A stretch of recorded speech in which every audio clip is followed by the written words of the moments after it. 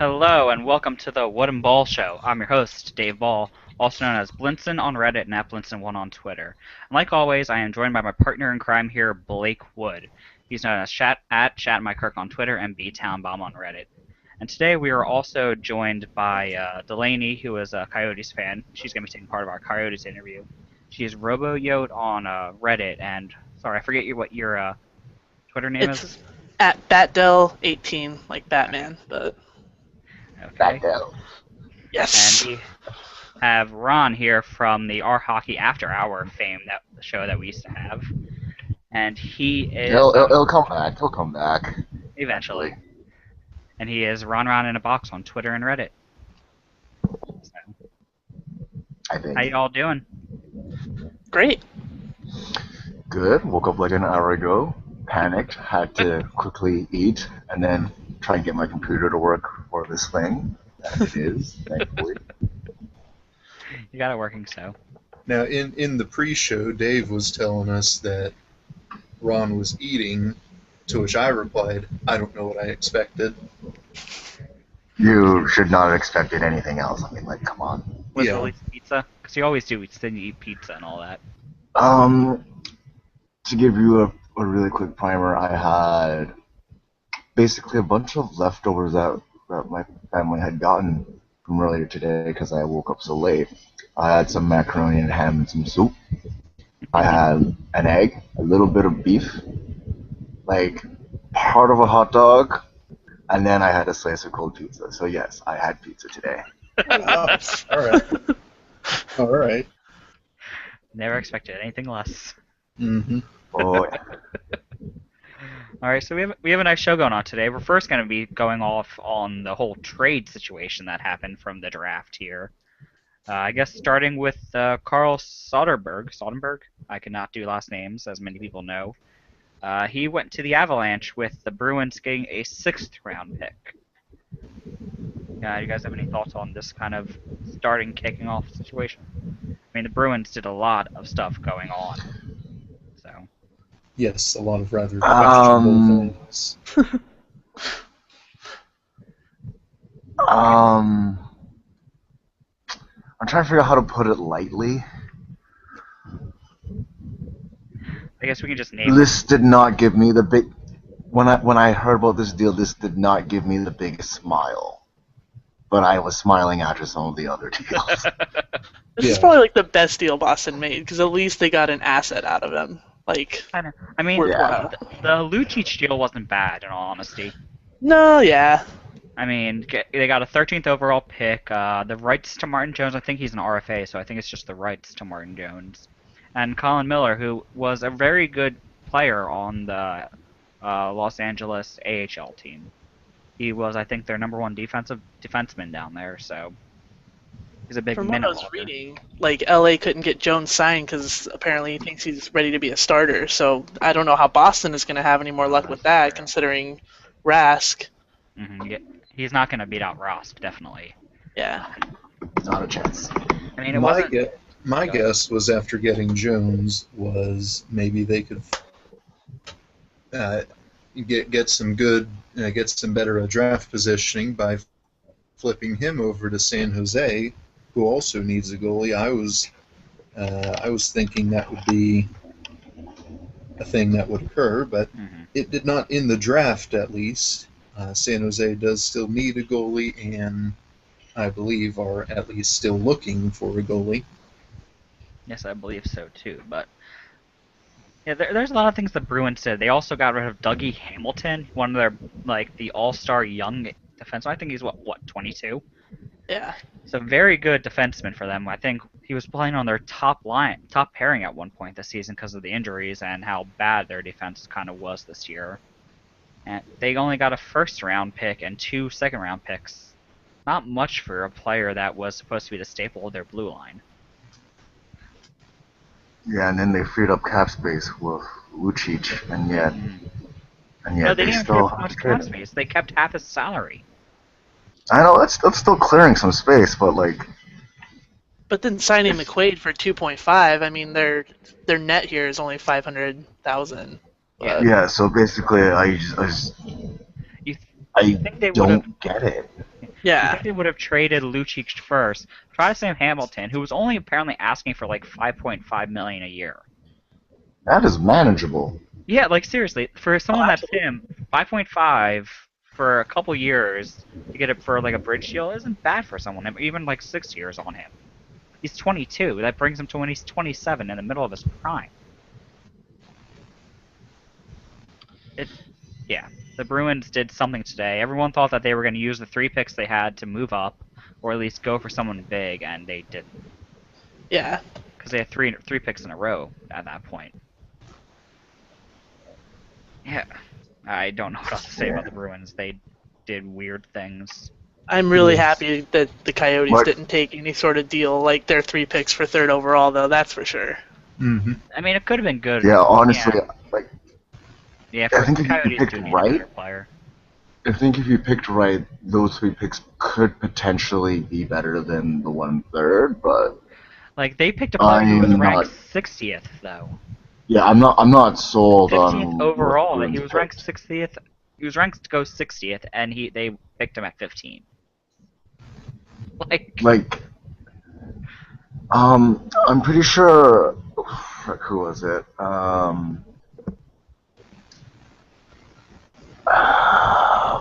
Was it?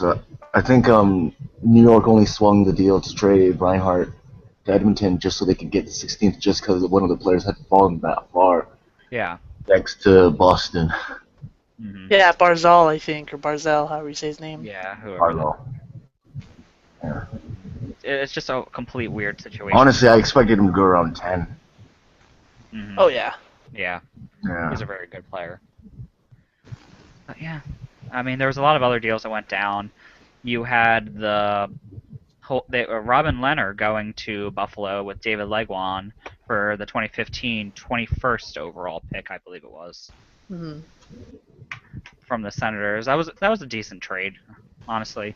I think that Nothing was wrong with it. probably the best, the best return on a goalie that we've seen so far. Because Yeah. I thought New York got not completely fleeced, but relatively fleeced because I think they probably could have gotten more for Talbot. Hmm. We also had the rights to Ryan O'Reilly and the actual player Damien McGinn going to Buffalo with. O'Reilly has another year on contract, I believe. I thought Mm-hmm. he was. Oh, does he have another year on his contract? And then Yep. he's RFA, yeah. Okay. Yeah. So those two players, and they went for quite a big haul. And I am going to butcher these names. Nikita Zadorov, I think that's how I pronounce it. Zadorov. Mikhail Gregorenko, JT Kampf here, and a second round pick for those two players, which isn't a bad, I guess, haul for Ryan O'Reilly. He's a really good player. Jamie McGinn's kind of average third, fourth liner in my opinion. So that wasn't that bad of a trade. You had you guys have any thoughts on that? Yeah, I liked Um, it. I mean, O'Reilly was asking for a lot of money, and I think Colorado has enough centers to be pretty well set without him, even though he is a very good player. So they get, some younger players, more manageable contracts, and Buffalo gets to kickstart their rebuild and leave us in the dust, I guess. How about a yeah, first like line of excuse me? How about a first line of Ryan O'Reilly, Evander Kane, and Tyler Ennis? That's a very good first line. Oh, And then yeah. eventually Jack Eichel yeah, takes honestly, Ryan O'Reilly. That's gonna be Buffalo's gonna be very scary in a few years, Absolutely. and I yeah, am not looking forward to it. I mean, assuming I Leonard works out. yeah, that's true. Leonard is a gamble, and O'Reilly is a gamble as well in the sense that he could jettison after like 1 year. But That's true. I think I think they might actually not be terrible next year.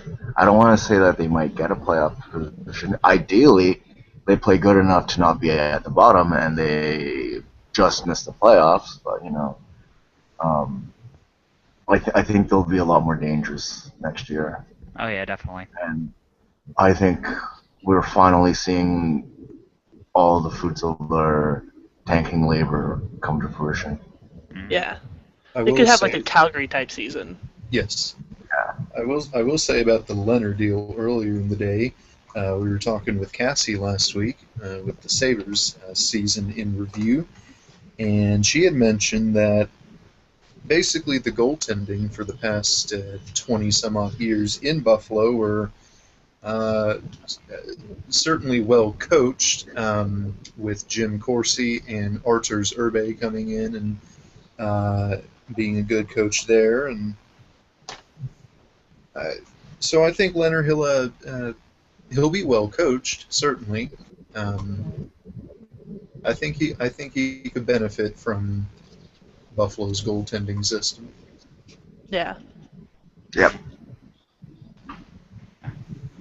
Another trade that happened also during the draft, it was Griffin Reinhart going to the Oilers, with the Islanders getting the 16th overall and a second round pick.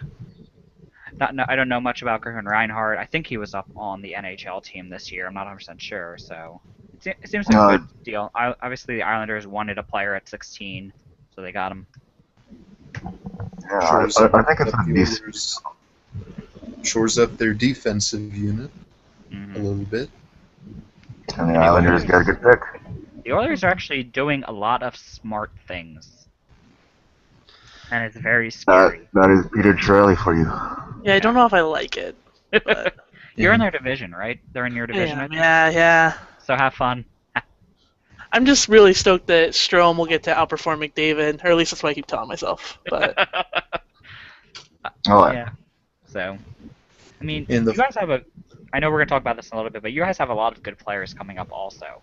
mhm. yeah, I'm happy you guys are over in the West. Both teams are over in the Western Conference. yeah, the West is not a very fun place to be. I mean, I love watching the No. games, but it is kind of every game. I'm just like, this is gonna be terrible. This is gonna be terrible. And the Uh, final trade of the first round, which apparently was made official today, the 27th, but the trade was announced towards the very end of the first round. The Anaheim Ducks send Kyle Palmieri to the New Jersey Devils, and in return got a 2015 second round pick and a 2016 third round pick. sounds like a decent trade. Yeah. I know a lot of people missed this trade because it was announced right when NBCSN went to track and field for some reason. So Yeah, Yes. which is we that seems missed to this happen to trade, you and we guys a missed lot. Arizona's last pick, which was the last pick of the night. yeah. They did this last year too, but we still had like 5 picks left, if I remember correctly. So no, last year we had a draft day podcast going on, and I had to quickly scramble for a feed trying to figure out what was going on. Yeah, I don't think we have that problem in Canada because No. we love our hockey, Yeah, you and we guys, do not look. you have like a whole channel dedicated to the draft, probably. We had NBCSN working for it for us. Apparently, NBC, Americans though, love track and field. yes. Yeah, but you guys actually got like Bob McKenzie and like the TSN guy Craig on Button. NBC, Yeah. so So Craig kind Button, of jealous of that. Spent the entire time screaming. Every interview he was part of, he was screaming, and it kind of Yeah. annoyed me a bit. Pretty much. Trust me, still better than the Sportsnet panel. And NBC, by the way, being the main outlet, the main network for the National Hockey League in the United States. Hmm. Yes. But Uh, the second day of the draft, the rest of the draft, in which they did just the speed rounds there, they did all the rest of the rounds today, and there were plenty of trades going on today as well, especially in the goaltenders market. Carolina was busy today, especially, starting the day off by acquiring Eddie Lack from the Vancouver Canucks, and in return, Vancouver getting a 2015 third round pick and a 2016 seventh round pick. Highway robbery by general manager Ron Francis there. Oh yeah, Sorry, seriously. a trade was actually just announced right now. You serious? Apparently, Antti Rata has been sent to the Rangers. What? Oh, nah. Yep, for Ryan Haggerty. Well, Chicago's I definitely guess. ready with Crawford and Darling. That's what they want to do there. Hmm. Oh, yeah. Oh yeah. Oh wow, Damn. that's very surprising. I did not want him in my division. And the Rangers had just traded their backup goalie today, so it makes sense to me. Hmm. Definitely. So anyway, we were on the topic of lack, right? And when you get the full details for that, Yeah. Dave, you Oh. can pass that along. Hmm. So Eddie Lack, highway robbery, definitely. Hmm.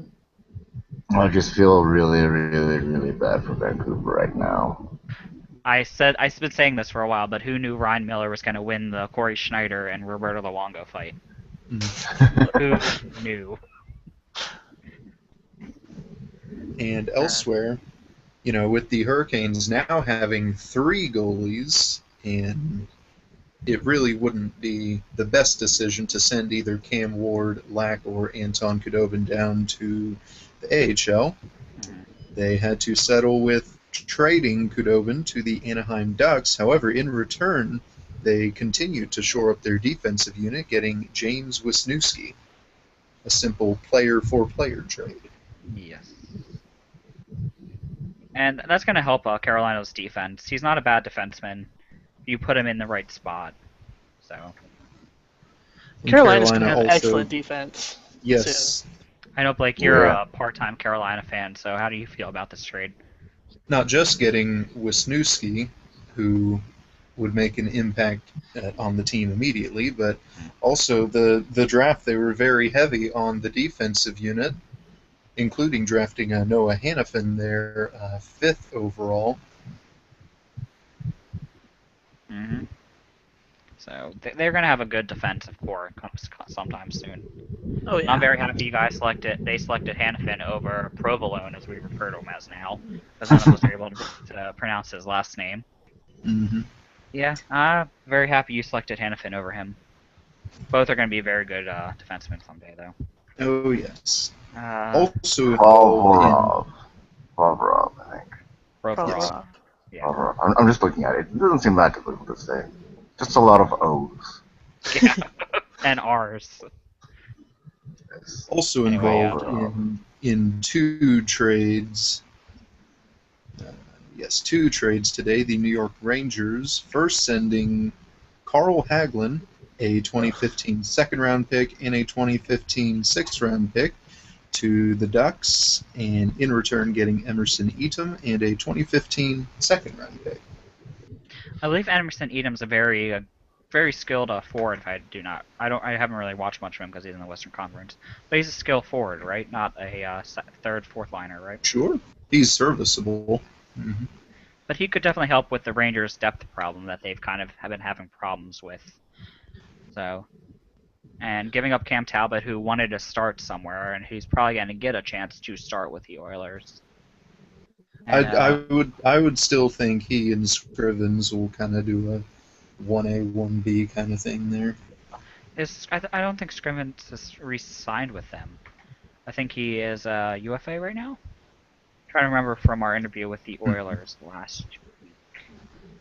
Let me look this up quickly. But the Rangers did have a third trade technically today. They just had it.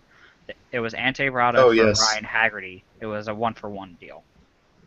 Mm-hmm. So, I hate the Pacific And Division though. Ugh. hey, it Carl helps you a little Hagelin bit. coming You over got here is just. that too. Yeah. and the Rangers for that trade with Talbot acquired a second, third, and seventh round pick for this draft. Mhm. The Oilers also involved in 3 trades as well today. The one for Talbot, also sending Martin Marincin over to the Toronto Maple Leafs, in return Hello. receiving forward Brad Ross. Hello, Ron. Yes, we'll get to that in a moment. Also receiving forward Brad Ross and a 4th round pick. Well, Ron, being the Maple Leafs fan, what's your initial thoughts on that trade? A pretty good deal. I haven't heard too much about Marinson barely even know how to say his name. But he seems like a pretty decent defenseman with reasonable upside. And on the other hand, Brad Ross is at best a career AHLer who got busted for PEDs on multiple occasions and is now playing in Europe. So Brad Ross really is. He's just one of those draft picks from like the Brook era that just really did not pan out. And I didn't even realize we still had the rights to him, so I'm glad that's off the books. And to get back a player with some defensive upside already, just alone, is a positive to me. Mm-hmm. Yeah, I'm kind of surprised they gave up Marincin, honestly, because it seems like every time someone goes on to Edmonton about, oh, you have no defense, they're like, well, Marincin's going to be really good when he gets up. To see him go is kind of surprising. Yeah, so I'm enthusiastic about that, and we'll see how he plays out. Maybe he'll get a roster spot, but it's too early to talk about lineups. We haven't even hit free agency yet. Yeah. Yeah.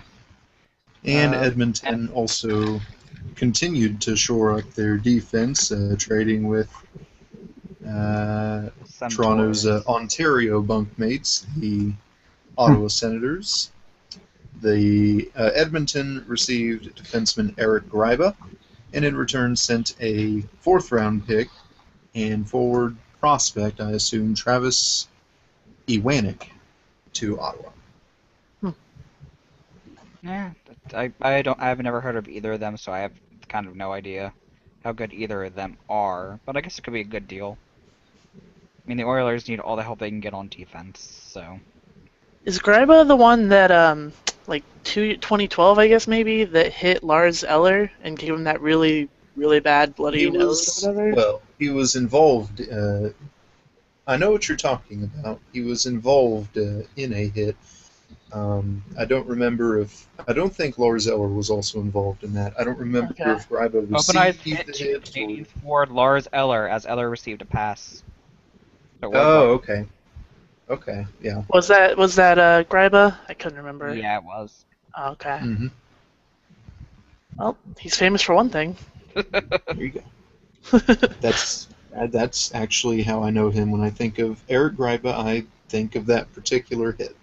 That's gonna be a great thing to be remembered by. Yeah. And the final trade that went down, the rights to Antiniemi going to Dallas, who really needs a goaltender apparently, for a 2015 seventh round pick. I'm I not. I thought they were gonna. The Stars were happy with Lettinen. Or Lettinen. well, Yeah, that's the name. well, it's. I think it's kind of starting to get a little weird. They're thinking for some reason that 31 is starting to get too old for goaltenders, but he's still good. But they still kind of want to prepare for when he retires, but they still kind of want him to start. I don't. But isn't Lettinen like younger than Antiniemi? Or are they like the same age? They're this is the funny thing. They're actually both 31, yet age is still a downside to the trade for Niemi. You think they would have went with Jonas Enroth, who was 27, a couple years younger? He wasn't terrible. Yeah, it wasn't Like, terrible for Yeah. him, he's but. stole a few games for the Sabres. I mean, Uh, I admittedly didn't follow the Stars very well this season, but like for the past 5 years, every time we played Dallas, Lettinen has just been a beast. So when I heard he sort of fell out of favor, I was very surprised. Now, I would have expected Dallas to go for Cam Talbot. hmm Very serviceable backup there. He would have been perfect for what Dallas was looking for. They probably couldn't agree on something, so they just try to kick the tires on something else, most likely. Yeah. Sounds like The only it. thing I really know about Kari Lautinen is, though, that he has only beaten the Flyers once in his entire career. Because, he had all those bad years in Atlanta, and I think at the same exact time we had Antiniemi as our goaltender. Not Antiniemi, Ontario Ninamaki. And he never lost to the Thrashers. So that kind of happened at the same time. That's the only thing I really know about Carlonen. Yeah, I guess it could Antiniemi could be good for the Stars. He's a really good goaltender, so kind of help push them. Stars general manager Jim Nill has been working on a at least 1 or 2 year deal since the trade went down. So we'll be hearing about that soon. Mhm. Now that covers all the trades that occurred during the draft, but there was still an actual draft that occurred. Of course, the big highlights and the expected highlights: Edmonton drafting Connor McDavid first overall, Buffalo going with Jack Eichel second overall. Also, with the best announcement for their pick by far. Buffalo. Yes. I feel like Buffalo he's Sabres eventually select just Jack gonna Eichel. say the Goodbye. name. I'm pretty sure next year he's just gonna say whoever they draft, he's just gonna say the name and walk off the podium. Not even gonna say Sabres selects next year. Fucking not even gonna say the first name. He's gonna say the last name. Just the And last pray that there, name. just pray that there aren't any siblings in attendance. He's gonna Tim Murray's gonna point to the person in the stands. You.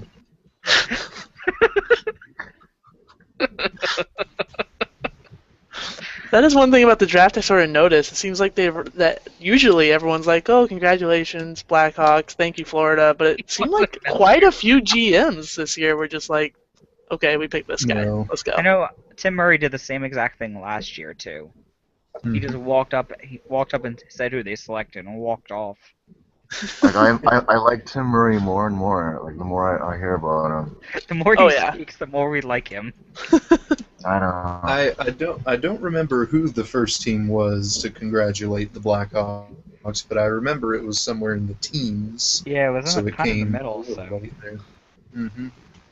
Man, they won the cup. We don't need to pump their tires anymore.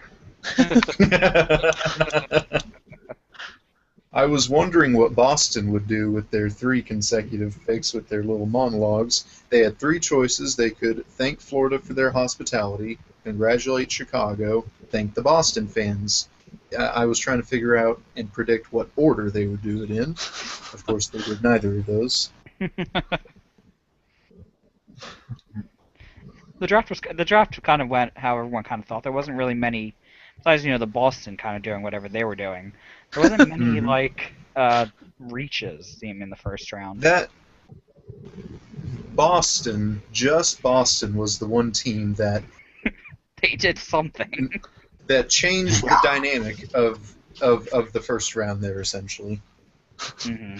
Like, that is the perfect description for them. They did something. Like, even I'm still like, what? Seriously, how did Barzal fall to 16? You know how? Because Boston. Oh my god. Let's take someone ranked 60th and leave this guy. What's the worst that could happen? I mean, Did they just decide to pick whoever they were gonna pick at 60th anyway? Cause like they threw a dart at a board and hoped that it would hit the right person. They're picking based on names that they like now. That is a pretty nice last name though. Finishinian. Oh my god. I just can't wait to hear it in a Boston accent. It's gonna be great. Oh my god. Oh, it's gonna be so jumbled. I don't know. Yeah, I had fun. I had fun watching the first round of the draft. My team did great. I'm pretty sure your teams not Blake's team, but the other 3. Your team did pretty good. I'm pretty sure at one point in time, Doug Armstrong had organized a beer pong match, and Stan Bowman wanted to join. So they did a little one-on-one there. The Penguins probably wanted to join also. They didn't have Rangers, maybe. Yeah, the Rangers. That could have been the Metropolitan Division versus Central Division. There was a beer pong tournament of teams that weren't doing anything in the first round. I'd like to know who won it. winner gets Phil Kessel. Hey. Oh yeah, I went there. I went there. So probably Buddy, could. you do not have nearly enough first round picks to make that trade. We don't have any first round picks to make that That's why trade. you were playing beer pong for Phil Kessel.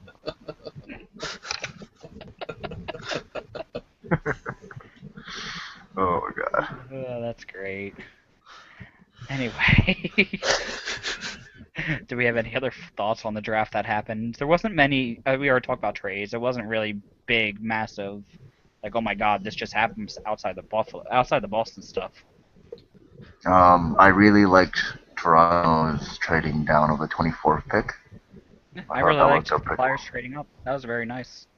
Yeah, that worked out for both of us. Yes, it did. I And then we got a whole bunch of extra picks out of that. Got one extra pick. I just dislike the Blues not trading at all. Eh, they liked what they had, so. That's a problem.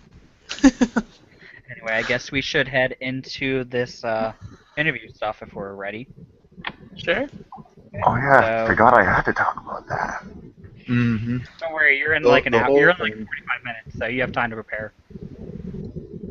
Oh no, I know a modest amount of what I'm gonna say. All right. Hashtag draft cross.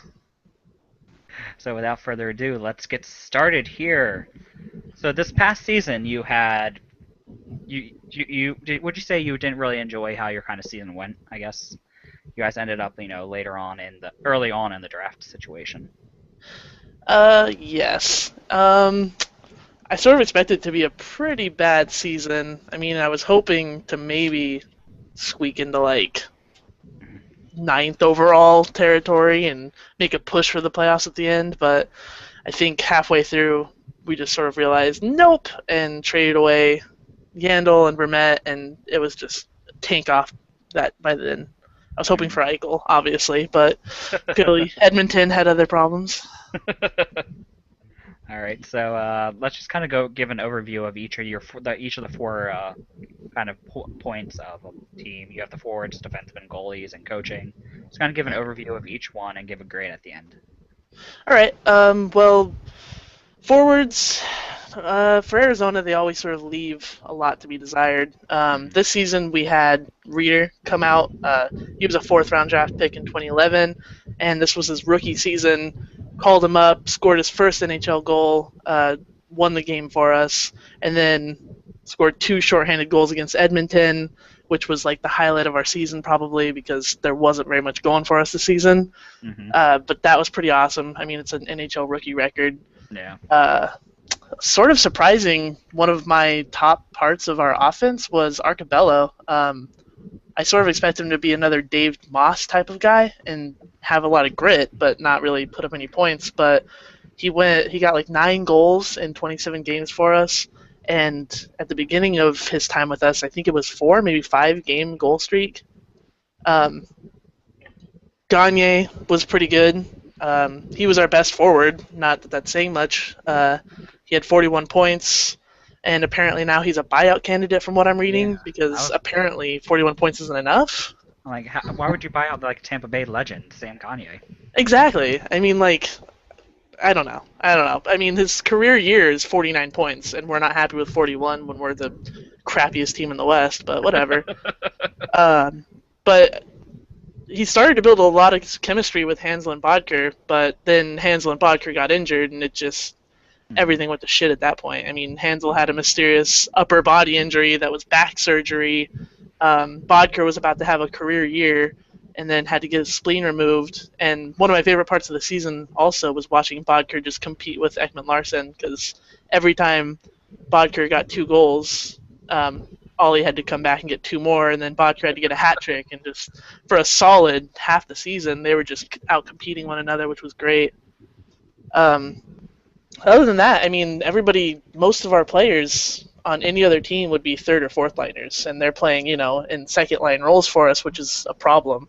So I'd have to give our offense overall a pretty low grade. At first glance, I was sort of giving him a D for the past season. Wow. Yeah, I'm kind of hard on my team. I mean, we're fans. We're supposed to be hard on our team, so.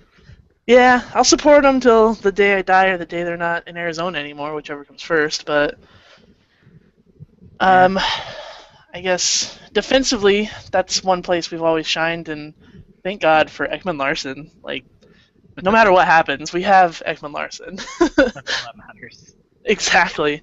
He he had 43 points in 82 games, led the team in goals by a landslide, led NHL defensemen in goals, power play goals, and I think he ended up finishing with the top game-winning goals too. Um, yeah, I think on any team that made the playoffs, he would have been a Norris candidate, but on the Coyotes, he kind of Kind of left a lot. Yeah, side, yeah. doesn't get the credit, but he was by far the best player on the team. After we traded Yandel, he got the A that was left behind, and just even once he got that, he started shining even more. Um, in addition to Ekman Larson, we've got Michael Stone, who is the better Stone. He he doesn't score much, but he blocks a lot of shots. He is just a great defenseman, and when you put him with Ekman Larson, you've got offense and defense, and just not very many goals getting through. I thought it was a mistake to trade Yandel. I do like Duclair, and having another first rounder next year is going to be really good. Mm-hmm. But I still just Yandel played 20 less games as a Coyote, but still only had 2 less points than Ekman Larson. So he puts up points for this team, and this team needs those points. So now that we don't have him, it's just going to all be put on an offense. It's pretty crappy. But I think we'll be okay because we also got Dahlbeck in that trade with Vermette. He's going to be a pretty good defenseman. He put up quite a few assists with us there towards the end. I think he got 4 in his last few games. So he will sort of help to replace some of that offense. And I'm also kind of disappointed that Gormley still hasn't been an NHL regular. I'm gonna start a hashtag free Gormley and see if that picks up steam with Coyotes fans. But he got injured after a really good start to the season, and then they just decided to keep him in the AHL. I thought they just sent him down for conditioning, but then they never pulled him back up. And hopefully this season he starts up in Arizona. Otherwise, I don't think he's gonna stick around because there was rumors he was asking for a trade out last season when they sent him down. He's an RFA this year, so he could be on his way out now, for all we know. Yeah, I mean, we have a lot of money to spend, so I mean, we could offer him money and say this is the season you're going to be on the NHL squad because we also Well, we have, only have 3 signed goaltenders. Goaltenders, defensemen right now. So. Yeah, and I know Moore and Dahlbeck are also RFAs, and I feel like we're probably going to qualify them too, but I don't know. I've been on the Gormley hype train since we drafted him, and I think he's NHL ready. I'm not. What do I know? I don't. Yeah. I play hockey, but I'm not a NHL player clearly. So maybe there's something there that I'm not seeing, but I just think it's really disappointing he hasn't panned out yet for us. I mean, he's very young at 23. Yeah. Most defensemen, I think the age is 24. They kind of start to come into their own for them. Yeah. Kind of when they're kind of thought to be ready. So he's coming up on the age. I mean, you guys have a very young defensive group here. That's the for sure. Being 27, who is a UFA, Andrew Campbell. Yeah, and Campbell likely won't return, so we're about to get even younger. Yeah, I mean, younger at 25 currently is the oldest Michael Stone. Mm-hmm. So there's going to be a lot of learning curves for your defensemen because they are so young. They don't have that veteran presence to kind of help you guys. I mean, if you guys want to defend presence, we do have one used Andrew McDonald who can send you. But... No, thank you. I'm sort of hoping we bring back McCulloch, honestly. From everything we've heard, he's always loved being a Coyote. I haven't heard whether or not St. Louis is even going to make an offer to keep him, but if they don't, I would love to have him back here in Arizona. Yeah. So, just to instill hope in you on that, we haven't even tried to make an offer to re-sign Tarasenko. So, well, we have a lot of cap space. Maybe we could get some offer sheets going here.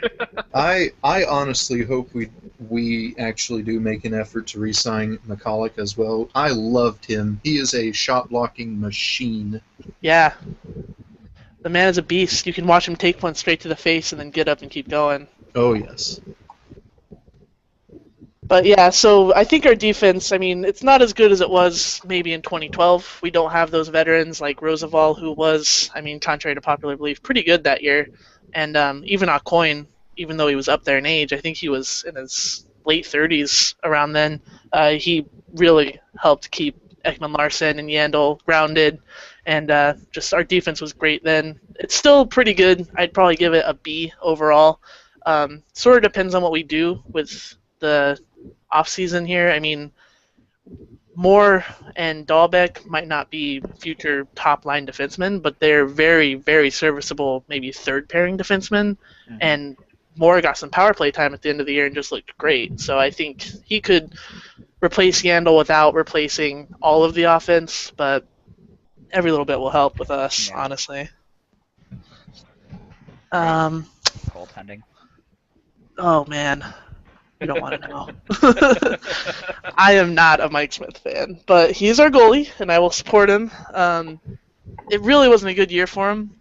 He played 62 games, and he lost 42 of them. So that shows you about how well he did.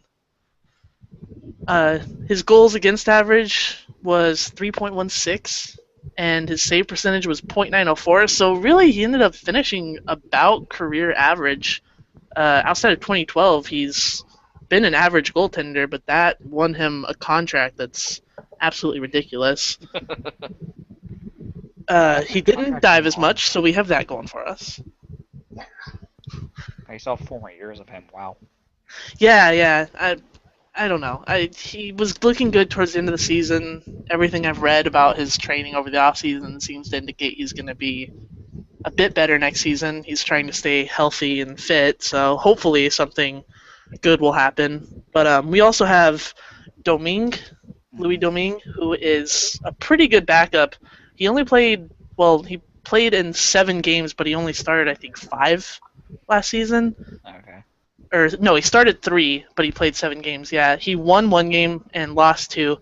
His first win though was in the Bell Center, first career NHL game, and won in the Bell Center when he's grew up watching hockey there. It was a pretty great story at the time. Yeah. But small sample size, he looked great. We also have Byzantine, who was injured all season, but he was projected to be our goalie of the future. So hopefully this season he can make a comeback. But I mean, the whole season off from hockey is going to be hard to come back from, I think. Especially for a goaltender. Absolutely. But yeah, I mean, we've got a lot of prospects. I think we drafted also 3 goalies this draft. So it's just stacking up. I think I'd give our goaltending overall maybe a C minus. Okay. And what do you think of your coaching? I can't really complain. I mean, Dave Tippett is a great coach.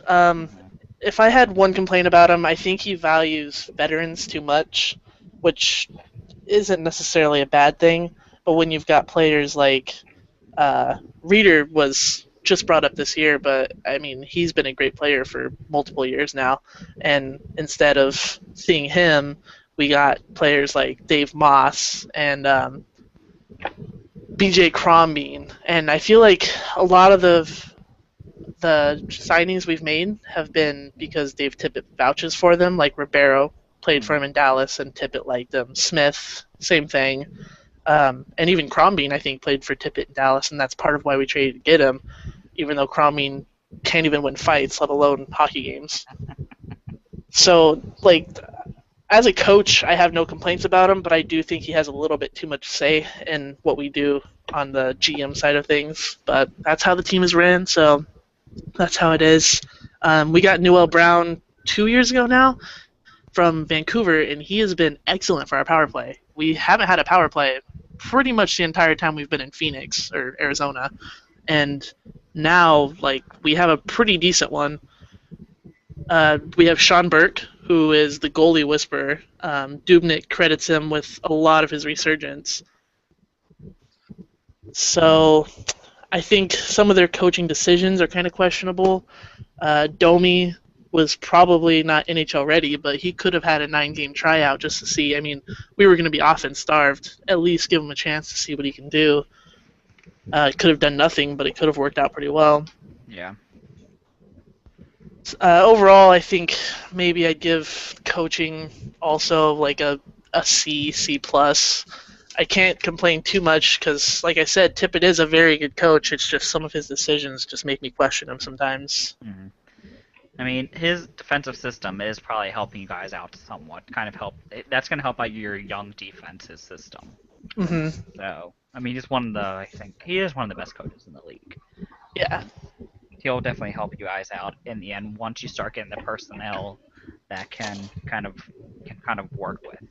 So I feel like he's actually a very fluid type coach. He's able to is he able to kind of a fluid type coach, able to kind of work with what he has, or is he Yeah, very that? absolutely. I mean, if you look at the rosters we put together when he first came over, I mean, there was no star. I mean, Shane Doan is great, and I love him, but he's not really a star player in my opinion.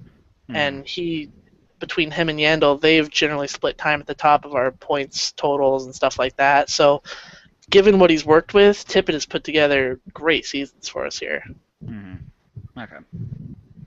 I guess we're heading into this off-season portion of it, and you guys kind of kicked off the off-season with what happened in the Glendale meeting, which you had Mhm. many people. There was many hockey fans watching it, cheering for the Coyotes, to basically hating the Glendale Council. So, like you were there on Twitter when you saw everyone kind of tweeting about how terrible the council was, and what they're doing. Absolutely. And And what are your true thoughts on this entire situation?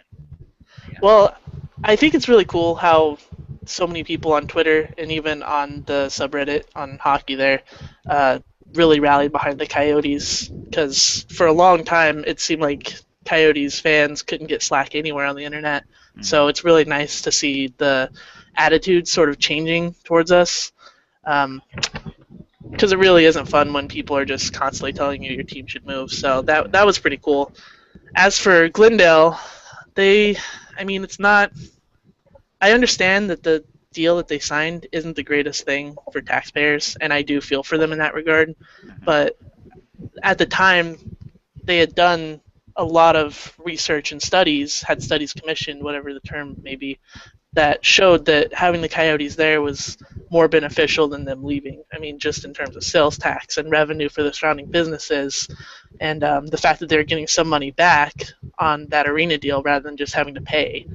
So they signed a contract with all that in mind, and then to just sort of renege on it and say, never mind, we don't want this anymore, it really kind of pisses you off, especially considering you just got through seeing the Super Bowl in Glendale and getting to read about how Glendale loses out on all of these Super Bowl events to Phoenix and Scottsdale because they're unwilling to work with the NFL, and reading about how the mayor of Glendale is complaining that he didn't get a free ticket to the Super Bowl, and then he gets one and it's still complaining about the way Glendale was treated. It's Hmm. just the city council just sort of rubs me the wrong way with how they handled a lot of stuff having to do with Hmm. sports lately.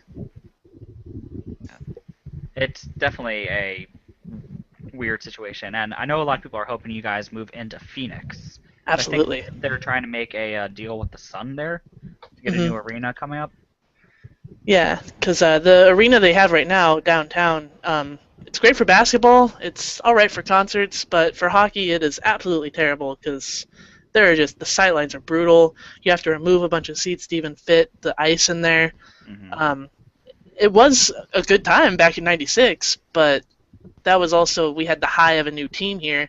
Now the Hmm. team sort of set in. We need to bring people into the seats, and having a bunch of seats where you can't even see the action is not going to be the way to do that. But yeah, there's a lot of hope that the Suns want a new arena. There's a lot of hope that the Coyotes will go to them and say, "Hey, let us help you with that arena and make it dual purpose so we can play here too." I think that would be the best option, honestly, for all sides. I think the mayor of Phoenix came out and says he's going to start putting together a package to bring you guys. I think I remember Hmm. reading that. I'm not sure how true it was, but Yeah, I know our governor said that they want to sort of stay out of it until Glendale gets the whole thing resolved. But I mhm. have a feeling that if Glendale does get it resolved and for some reason, I don't see it happening, but if for some reason it does go against the Coyotes, I could see Phoenix really making a push to bring them downtown. Mhm. just where would they stay in the meantime of getting a new arena? Would they go back to the old arena and then wait until the new one gets built, or what do you think would happen? From what I've been reading, they could try to work out sort of a 1 year agreement with Glendale to stay in Gila River Arena, where Glendale's maybe not paying them money or paying, or they're not giving Glendale revenue, like some sort of agreement that Mm-hmm. is different from the current one. That way, they can just have their season. Mm-hmm. Because I don't think U.S. Airways Center, which is where the Suns play, is ready for an NHL team. Like the equipment there for ice is out of date and old, and there's not really another NHL ready arena in the Phoenix area. So it's Mm-hmm. either Gila River Arena or pretty much nothing. I don't see them like suddenly relocating to Seattle or Las Vegas, but That would take a little bit of time. So, yeah. and So Seattle it's doesn't have a set up arena from what I understand, or at least the arena that there is up there is currently protected by needing an NBA team or something. yeah, There's something weird with that. So I don't think they wouldn't move there. I yeah. think I mean, the NHL is really pushing for a Seattle expansion team because that's a $500 million expansion fee. hmm So they really want that money because that's pure, cash being thrown into the league. They'd yeah. rather that than I think it's what a $10 million, $15 million relocation fee.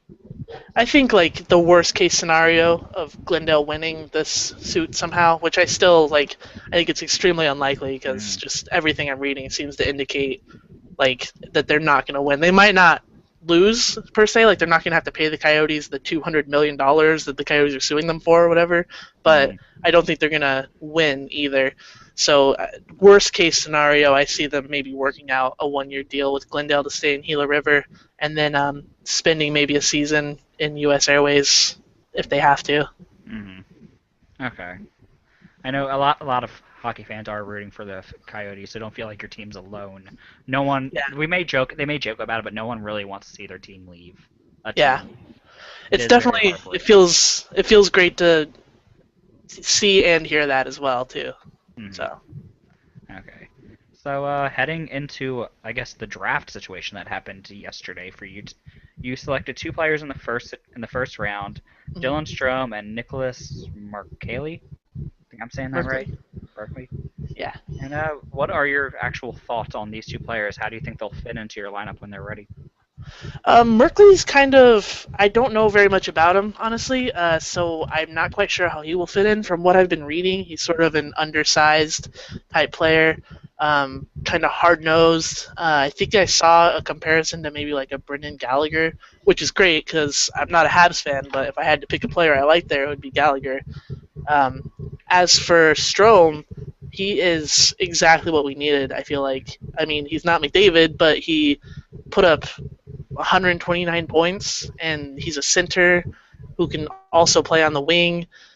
And his points, I mean, a lot of people want to say they're inflated by McDavid playing with him, but he played on the second line Yeah, compared to McDavid playing on the they were both first. centers, so they were one. It was 1-2 Yeah. situation for them. He was also took home, I can't remember what the trophy's called, but the OHL Most Sportsmanlike Player trophy. Hmm. So he's clearly got a lot of character to that number one center package.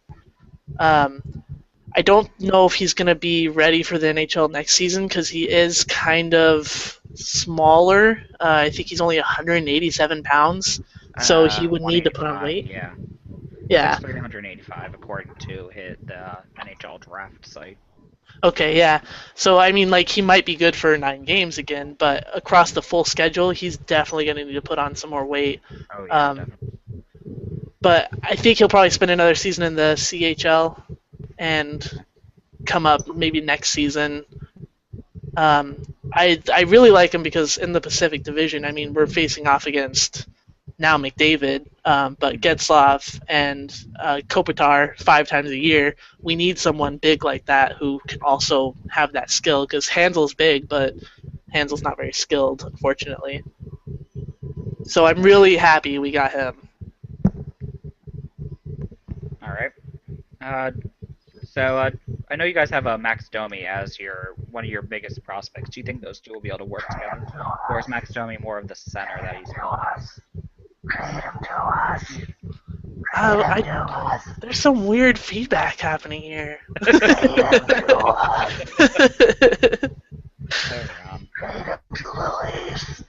This is weird. Am I hearing Nylander to the Coyotes? No, I don't know about Domi. He's kind of tinier. I mean, he is a good center, but I could see him maybe fitting in more on the wing. I mean, Strome will be our number one in a year.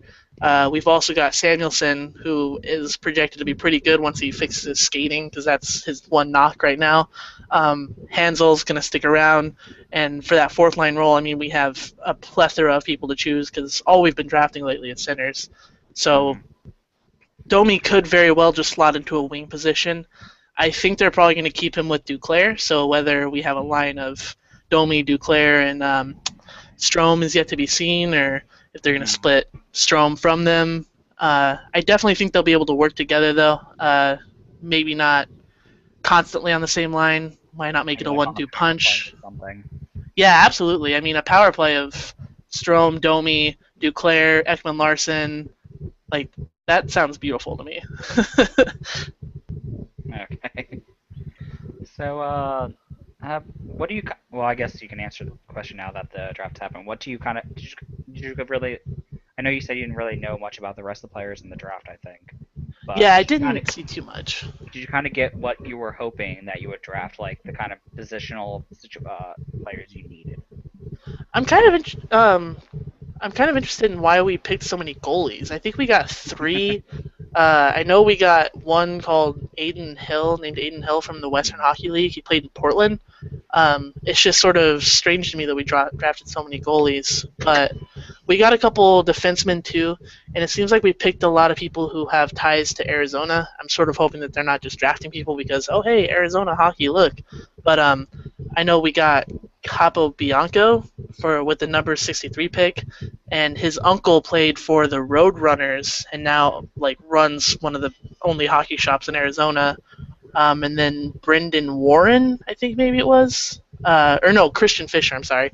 We drafted him with 32, and he is Austin Matthews' best friend, and his mom goes to ASU or went to ASU. So it feels like a lot of the people we chose weren't really based on position, but more on their Arizona ties, which kind of weirds me out. But maybe they know something I don't. I honestly don't know. You never know what could happen.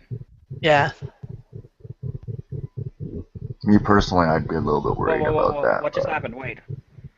The Coyotes acquired Grossman from the Flyers for Gagne and a pick. What? This just tweeted to me. Holy cow. Oh my god, I am so happy. No. What? Don't worry, this is Grossman's last year on his contract, so But isn't he terrible? if you don't have him in a number one, if you have him in like a 5, 6, 7 role, he's fine. I guess that would he's- probably be about he's where he 30 is. some So years old, so he's gonna help your players. yeah, Oh my god, I am so happy. I am so happy. I'm kind of sad we gave up on Gagne. I mean, he got healthy scratched once, but he was a pretty good player So, for us. This is the wrong Gagne though. We want a Simone Gagne. Okay, we'll Dave. sign and trade. Dave, What? you see the official tweet from the Flyers Twitter? No. I see it Flyers from- have. Okay, I'm gonna read it to you, Dave. This Okay. is actually what the tweet says. Don't look it up. Okay. Breaking. # Flyers have acquired Sam Gagne and a pick from Arizona for Nicholas Grossman and the contract of Chris Pronger. Oh, that What? makes sense. Okay. What? Oh wow. Yeah, it helps with your cap space because he only has $500 left on the rest of his like $500,000 per year. So it's not much money, but it's still 4.9. Plus, we have a Hall of Famer on our team now. What? Former Blues captain. Leadership. I don't know. Need some time to process. I don't know how I feel about it. I'm happy we're getting a veteran defenseman because we definitely need some of those, but I wasn't ready to give up on Gagne. He worked out. Not right now! Whoa. I think he's talking to somebody else. Whoa.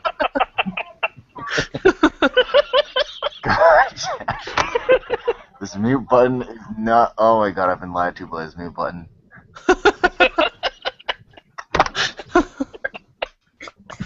I I am actually kind of speechless right now.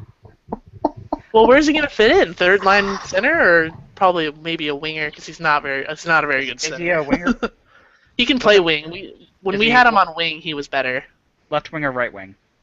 I think he was on right. You don't need right wings. If there's a 'Cause, left yeah, wing, it would be perfect. maybe I'm wrong. I can't even remember. He was with Bodker and Hansel for a long time, so whatever the opposite of Bodker is. He says he shoot to right, so he's probably a right winger. Yeah, I feel like he is. Yeah, Okay. Bodker's a left, so yeah, Gagne must Okay. have played right. I don't. What? I am so surprised right now. Congratulations. I Anyway, this is about your team, I guess. yes, I hope you can continue with this interview, Dave.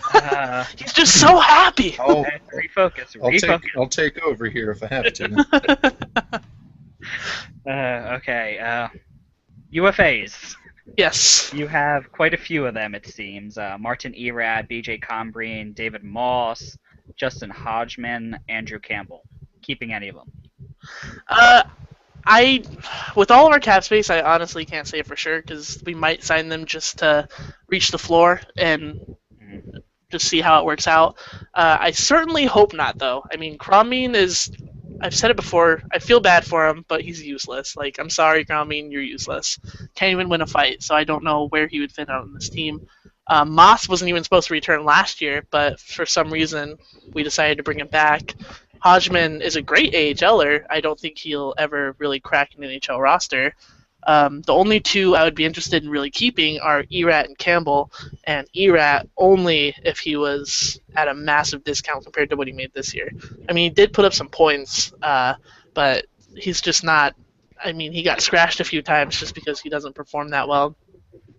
Campbell was a nice surprise after we traded Yandel and with some of the injuries we had throughout the season. He came in and really did pretty well for being a AHL or defenseman, but I don't know. I wasn't a fan of him. He sort of is a floater. He never really seemed to be too hard on the puck, so I'm iffy about whether I want him back. I wouldn't complain if we did, but now that we have Grossman, apparently, I don't think we really need to because we don't need that age, that veteran presence anymore. Now that we've got that, He's a very quiet player, also. You won't hear him speak much. I'm fine with that. Yeah. Yeah. And his last name's spelled with two N's. We didn't really find that out until he became a Flyer. He apparently spent like 8 years on the Stars with having his last name have one N because he was so scared that if he told somebody he'd be kicked off out of the NHL. How dare you want your name spelled right? Get out. True story, though, actually. He never That's corrected awesome. anybody because he didn't want to be kicked out of the NHL. I already like him because he seems to have as much social anxiety as me. But dude, if you have him touch the puck, it's going to be a bad time.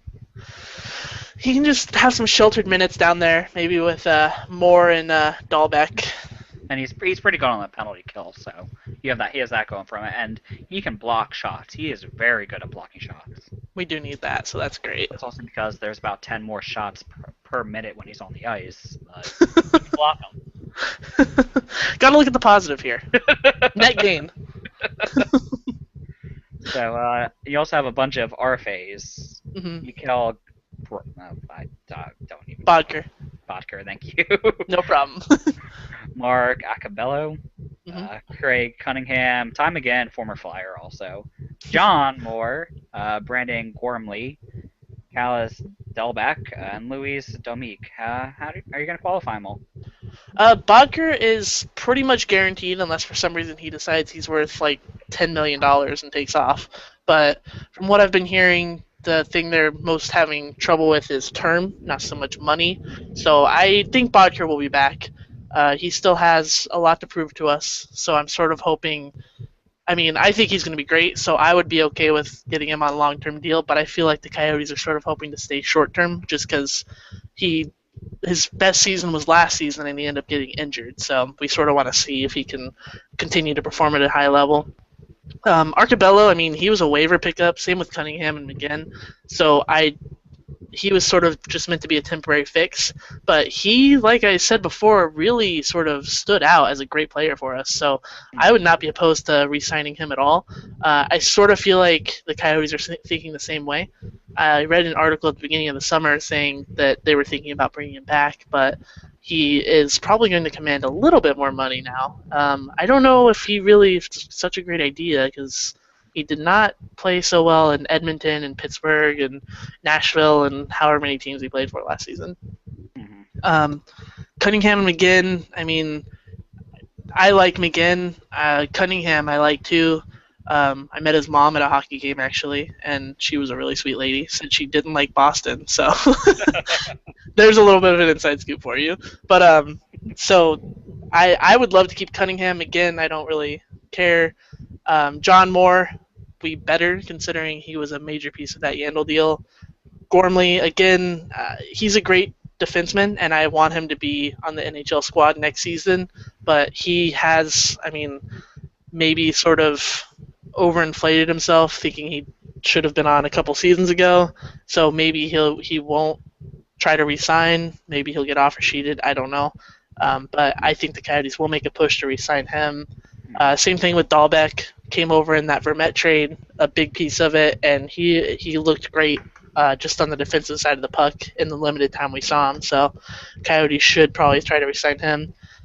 Domingue, outside of Byzantine, is our goalie of the future. So I definitely see them trying to resign him, especially considering we don't really have, I mean, maybe Byzantine, but there's not a lot of depth in our system. So many of our goalies are very young, still in the CHL, so I definitely see them re-signing him. Plus, the Coyotes, I mean, throughout history, have sort of just qualified all their RFAs, so I think they're going to just out of principle. All right, and I think that kind of ends it for the off season. Unless you had anything else you wanted to talk about. Oh, a question: which free agents are you gonna want to look after? Like looking to go after?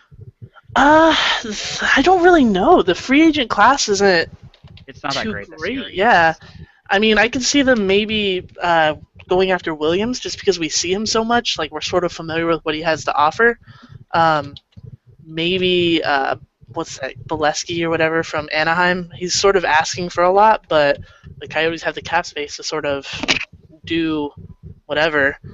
I don't really know how many they're going to go after though. With the RFAs we do have, I mean, Mike Green, I don't really see him being a Coyote. Uh, Probably bring back the people like Erat that we already have.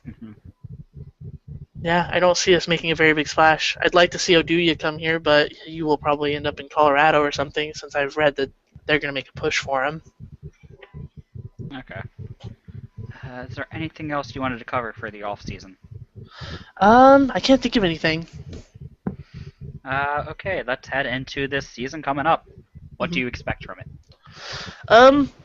Probably still be pretty bad, unless Mike Smith has a resurgent season and Domi can come in and just totally lift the team and carry it on his back, which very well could happen. He's a very good player, but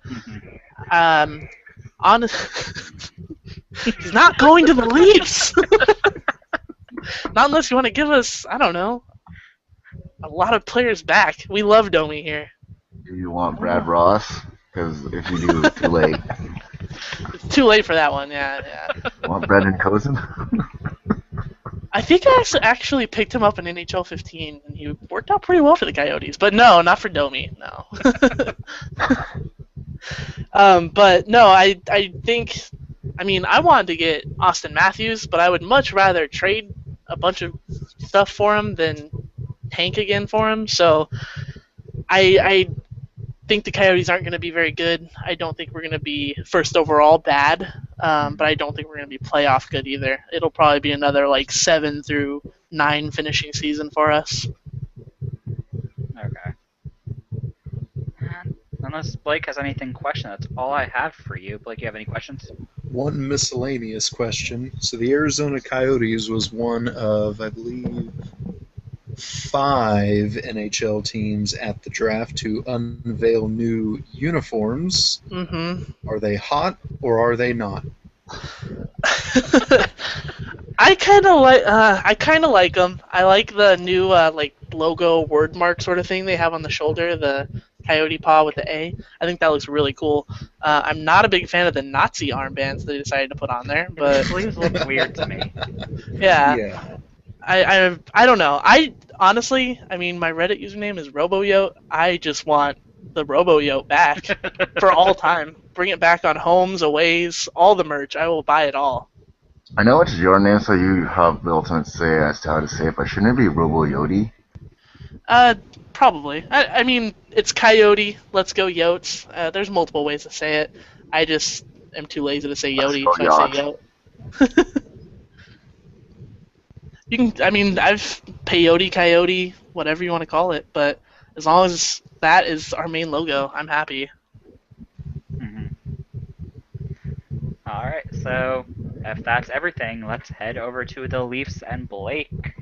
Okay, well, just a quick recap because during this podcast there has been two trades that have occurred Was the earlier. second one,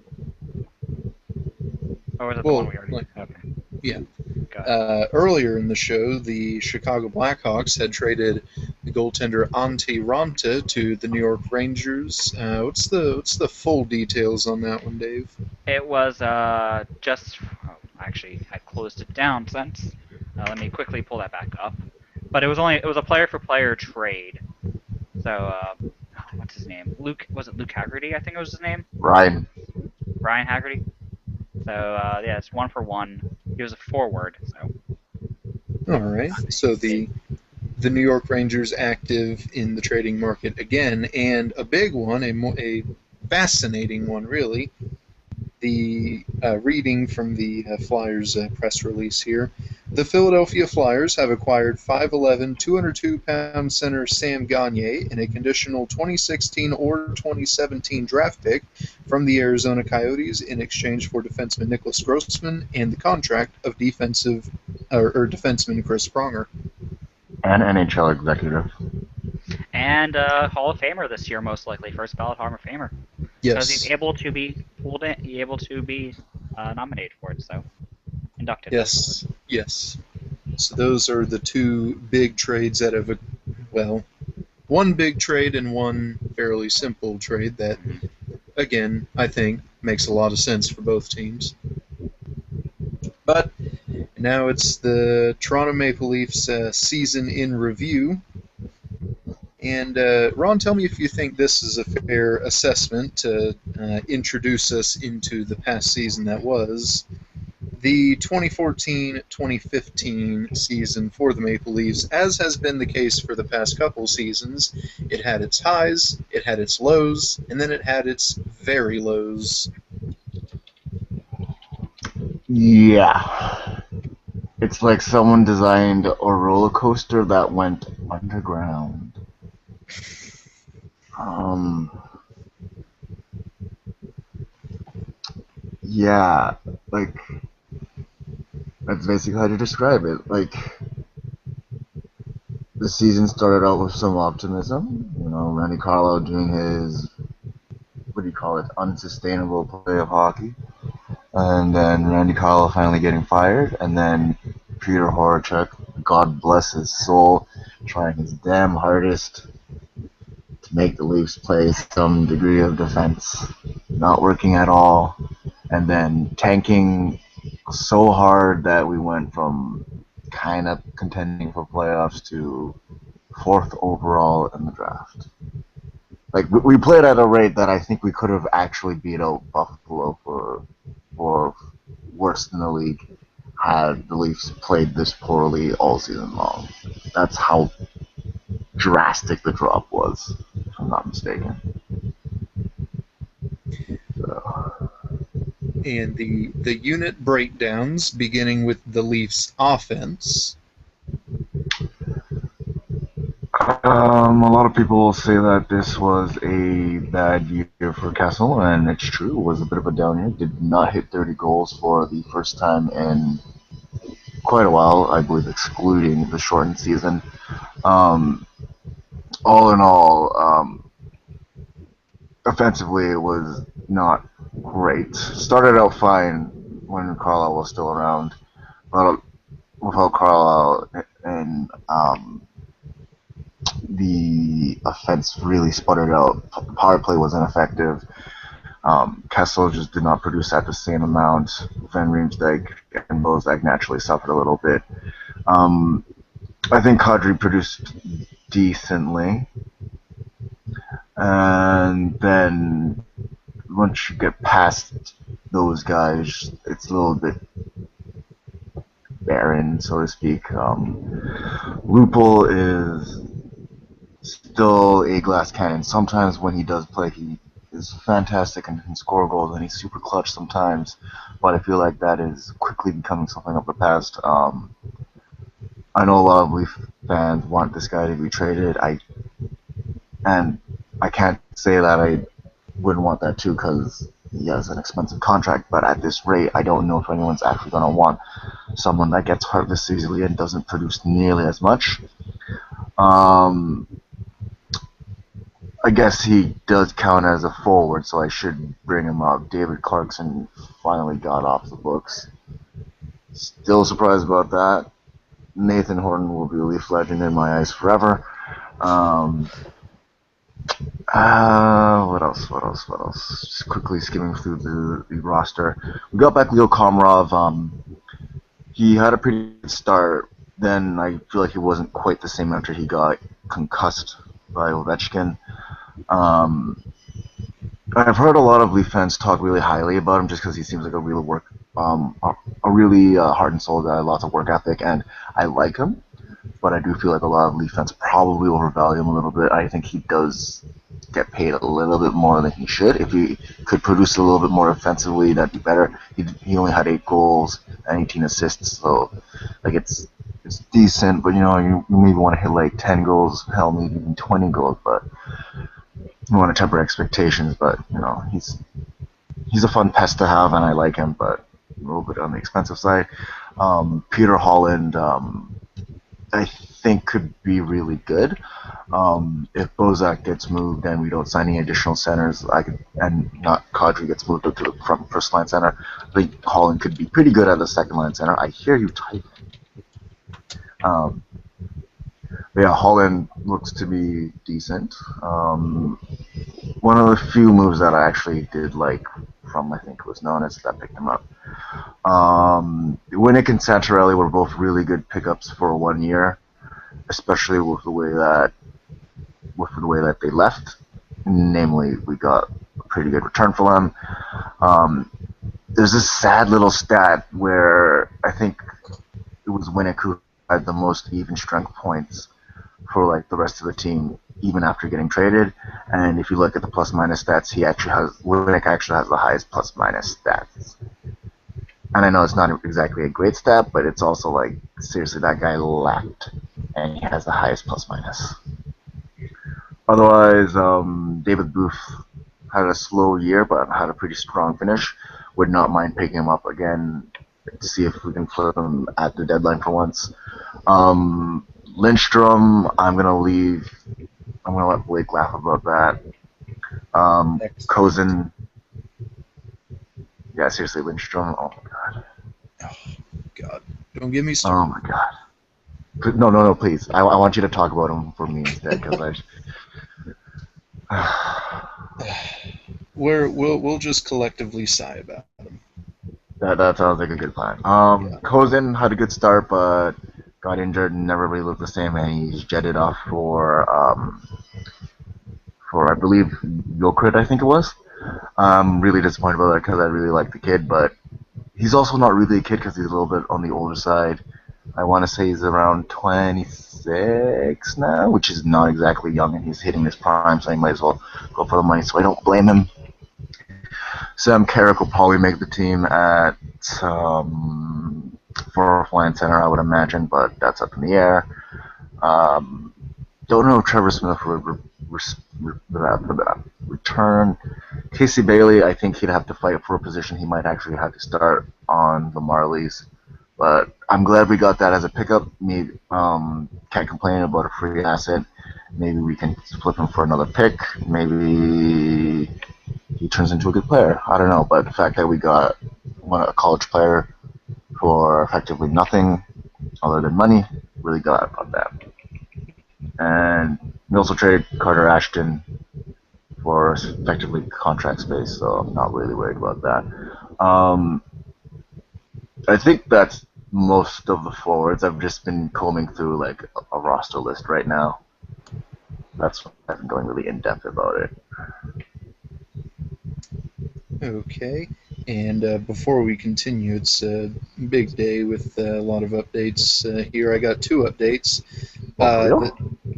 this first one uh, on the Flyers trade, Frank Saravalli of TSN Sports tweeted about 6 minutes ago, Dave. Mhm. Sounds as if hashtag Flyers will be buying out Sam Gagner. Hextall won't commit to keeping him. Hashtag TSN. Yeah. He's Ooh. also he's a former Flyer beat writer, so he's kind of clued into the organization. hmm And He's also coming on back. just made official on the NHL app here. Wild have agreed to terms with goaltender Devin Dubnyk on a 6-year contract. Such a bad contract for 4 point something, right? It was. How Ouch. much? How much was it? I I believe so. Yeah. 4.1, I think. 4.16. More than he should be making. Honestly, That is I'm a lot of money. for a one good year, why would you give him that much money? In all honesty. I hope Suter never gets injured, otherwise that's going to fall apart real fast. Ooh. Yeah. Yeah. A value of 4.33 and a limited no trade clause. Wow. I mean, if he can keep his play up, that'll be great for Minnesota, but There's no way he's gonna be like him, and he's gonna fall back to earth really quickly. Yeah. Be like Mike Smith in 2012. I think Dubnik might have a little bit more pedigree than Hammond, but Yeah, I see some regression happening too. but like he did learn a lot of bad things in Edmonton, but and you kind of saw him when he went to, how it really affected him when he went to Nashville last year, then to Canadiens. Still, that is too much money to be giving somebody for one good season. Yeah. Oh yes. Uh. Yes. So those were a quick couple of updates there. Back to the Leafs here. The second part of the unit breakdown, the Leafs defense. Yes, about that. Also not great. All good parts out of the way. I think Morgan Riley's progressing pretty nicely. Put up some decent points, and I like what I see. He's taking on more minutes, and I think he's showing really good signs. And I think he's going to be a cornerstone of the Leafs defense for a long time coming. And I think it was, I can't remember who I read it about, but it was one of the draft picks. I want to say it was Travis Dermott, I think, who the Leafs picked up in the second round, who said he modeled his game after Morgan Riley, which is a pretty cool thing. And I think Riley is going to be really good, and he only has even more to grow. Jay Gardner, I feel like everyone just sees Gardner's mistakes really bad, and they're all really bad whenever he screws up. But he does push he does push play forward, has good possession numbers, and I still really like the guy. I feel like the window might slowly be closing on him, but we did resign him fairly recently, so I still have some good faith in him. Cody Franson, I feel like Nonis really screwed us over here with Cody Franson and not actually signing him long term a lot earlier and playing hardball all the time. That said, I do think that our defense suffered a little when we traded him, and especially on the power play too. But we did get a really good return for him, so I'm satisfied with that. I wouldn't mind seeing him come back to the Leafs, but I feel like he's probably going to go for a lot of money now, so don't think that in a rebuild season that this is a good idea for the Leafs to pick him up again. And Robida clearly not playing at the same level that he was since getting his legs broken. Um, that said, 2 more years on his contract. He's a veteran guy. I'm sure he can instill some good work habits and be all leadershipy and whatnot for the younger guys that are coming in. So I don't mind having him around. I think it's a little bit expensive for him, but this is one of those things where it's like it's a bad deal, but kind of just let it slide because not everything's going to be great. And there could be a lot worse things. Corbinian Holzer, I'm still surprised we got a draft pick for him. Because he was not very great. Did not even play. I don't even think he played for the Ducks at all. Like, just because they had such a logjam going on. Like, even Wisniewski was scratched. So if you scratch Wisniewski, how do you expect Holzer to draw in? Eric Brewer was also pretty terrible. Eric But Brewer, Eric Brewer, a former Blues captain, by the way. Leadership. oh god. I just distinctly remember how like after the trade deadline, all the talk about David Clarkson being tank commander for the Leafs, obviously that went out the window, and that immediately all fell into Eric Brewer because of how sloppy his play was.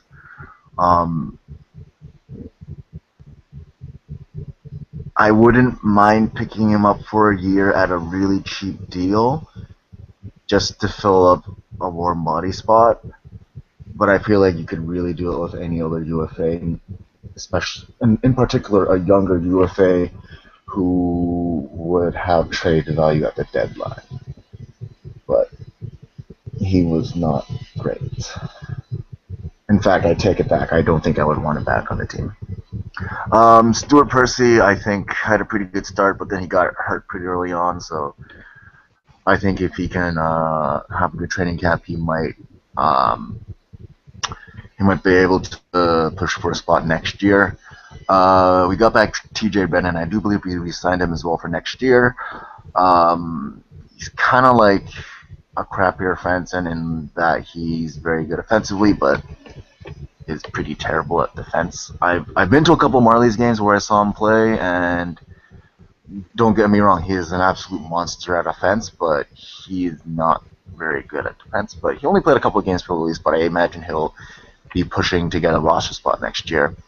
Tim Erickson, another pick. I believe we got him off waivers actually, and we have signed him for next year. Not amazing, and I feel like he's fallen quite far from what he initially projected to be when he got drafted first. But why not take a flyer on him? Like we've got the empty space, and if he turns out great, we could maybe re-sign him for longer or flip him at the deadline for more picks. And Peter Granberg, defensive defenseman, don't really have many thoughts on him. Oh, and I can't believe I forgot to talk about him, especially with Blake right here, but Roman Polak. Mm-hmm. Probably won't be a Leaf by the end of next year, in the sense that his contract is up, and also that teams like him because he's your prototypical defensive defenseman who blocks shots and is all. I feel like he's leadershipy, but not in a generic let's go team. He's just in like a.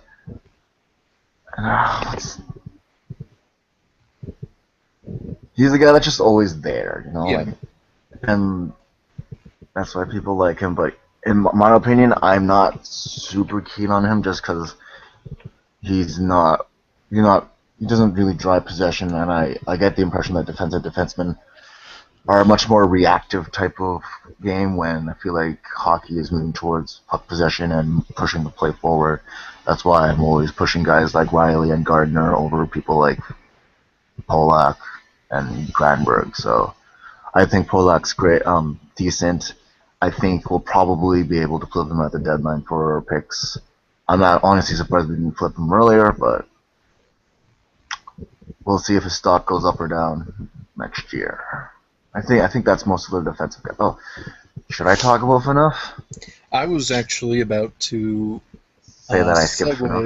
segue into that because Dion Phaneuf to me, when I look at the Maple Leafs and not just the defense but the team as a whole, Dion Phaneuf has one of the more fascinating, strange situations there in Toronto. Kind of go over what's going on there and your overall thoughts on that. Anyone who comes to play in Toronto and has any degree of the spotlight, whether you're Phil Kessel or Dion Phaneuf or Jonathan Bernier, you're gonna get a lot of heat from everyone. Um, my opinion is that Phaneuf is probably gonna be your number 2 defenseman, not your number 1. I think he's good enough to be that number 2 guy. If you had a number 1 guy to play beside him, I think he'd probably flourish a little bit better. But right now he's being hung up to dry because like his partners in the past have been players like Corbinian, Holzer, and Mike Koska, and that's just setting him up to be hung up to dry, playing way too many minutes with players that can't keep up, and I'm kind of disappointed for him because I think he deserves better, but that's just how it is right now. Um, can you hear me right now? Because it just went really silent right now. Oh yeah. I- Okay, Yeah. just Good, checking. yeah. I wasn't sure if my sound. I wasn't sure if the sound cut out. But yeah, I think his offense has dried up a little bit. But in exchange for trying to be more defensively sound, but I think he is slowing up a little bit because his age is starting to catch up with him. If the Leafs really want to trade him, it better be soon, because I feel like his stock is only going to go lower at this point. Maybe after one season with Mike Babcock, maybe his play will improve with some better defensive systems, but I think if you want to trade him, that window needs to be that window is closing very soon, so it's got to be soon. All right, and now in between the pipes, the Maple Leafs goaltending for yet another season. It was Jonathan Bernier and James Reimer there. Talk about how yet another season with that duo went.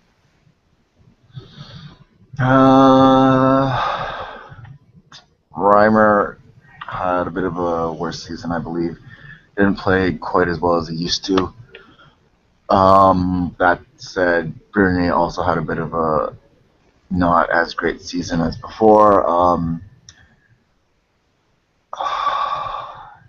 It's hard for me to say because I feel like Bernier ultimately does have more upside than James Reimer. And the stupid part of me that it's all emotional and likes players for who they are rather than the ultimate talent and winning ability they have really likes Reimer. But in my head, I've got this all worked out because in my head, I really want Bernier to be traded. But basically, I'm still not sold on Bernier being a bona fide number 1 starter. I think he has a lot of pieces to be that guy. I'm not wholly convinced. I think Reimer can be a decent 1B starter. Not sure he can take on the full load, but if he were to be given the reins, I think he could do an admirable job. Like, I'm concerned about Bernie just because I'm not sure if he also has that durability as well, because he got injured towards the end of the season, I believe, last year. I don't remember if he got injured this year. I don't think he did. But basically, I'm just still not fully convinced by Bernier, and that's just a cloud that's going to hang over my head for a while. And given the current goalie market, I'm not sure it's the greatest idea to trade him, seeing as how little Talbot fetched. But at the same time, I would think if you can get like at least like a mid-first round or draft pick, I would take that deal. But the 2015 draft has already passed, so I don't think you could swing a first rounder in the 2016 draft, maybe a second rounder, and at the same time, it sounds like, from what I've heard, it sounds like they're fielding more calls on James Reimer rather than Jonathan Bernier. My opinion is that you should trade Bernier over Reimer because Bernier will be too good for the rebuild. He'll win too many games, he'll steal too many games, and then by the time the current Leaf draft picks develop and are ready to play, Bernier will be on the older end of the spectrum, and we might need someone else to play net. And on the other hand, if we have James Reimer now, I think he could do a decent job and just tide us over until we get to where we want to be. So that's mostly my thoughts. Otherwise, yeah, kind of mediocre seasons for both of them. Just also, Bernie has to stop letting in ridiculous goals. My God. And lastly, the final part of the unit breakdown, the coaching. The Maple Leafs, as it turned out, witnessed the final season of Randy Carlyle as the head coach. He was replaced by Peter Horacek, who, as we will get to in a moment, will also not be with Toronto again this upcoming season. Oh God, do I actually have to do this? Okay, so Randy Carlyle has been playing unsustainable, well, getting the Leafs to play unsustainable hockey for quite a while now. He got us to the playoffs back in 2013 when it was a shortened season, and therefore unsustainable hockey becomes sustainable hockey because the season's so short. But the seams really were bursting at this point. It really was expected. Carlisle just wasn't playing modern hockey. He just kept trying to play truculent, and that just led to so many bad moves. Like Clarkson getting signed because he's a Carlisle player. Carlisle not even being able to use him effectively. I'll give credit to Carlisle in that he was able to get a lot out of Phil Kessel and James Van Riemsdyk in terms of defense. Did no favors for the defense, and just unsustainable hockey all around. Really glad that he's gone, and I am constantly surprised that there are still people that think that Leafs should have kept Carlisle, because he just was not a good coach, not in this day and age. And I did already mention it, Peter Horachek. I feel really bad for him because I think he didn't have nearly as much coaching experience, and I think he could have potentially been a pretty decent coach had he gotten more time to develop. But he got thrown to the wolves, tried his damn hardest to get the Leafs to play some defense. It did not work at all, and his coaching career is dead. It's just gone. And I feel really bad for him because he had some coaching experience and he seems like an honest, genuine guy, and I think he could be a decent coach somewhere else. But I think after this tire fire of the season, where he could not get the power play going, he could not get Phil Kessel going, he could not get anything going really. So I just feel really bad for him. Now the story with Horacek there, it does greatly intrigue me. You're saying, well, I mean, basically what I'm gathering is you think Horacek has had some potential to be, a pretty decent coach. Yeah. Prior to this, I don't remember the exact specifics before this one season, but I do know he was interim coach with the Florida Panthers, and he improved the possession numbers and got them playing decent. It wasn't amazing, but it was a start, and I think if he had a few more years of experience and then went to a market that wasn't Toronto, I think he could have genuinely maybe been an NHL head coach. And I think just throwing him to the wolves with a team that is not good, with the worst media in possibly all of sports, that's debatable, but one of the worst at least. He got chewed out, and don't know if anyone would legitimately take a chance on him anymore at this point. So, Maybe, yeah.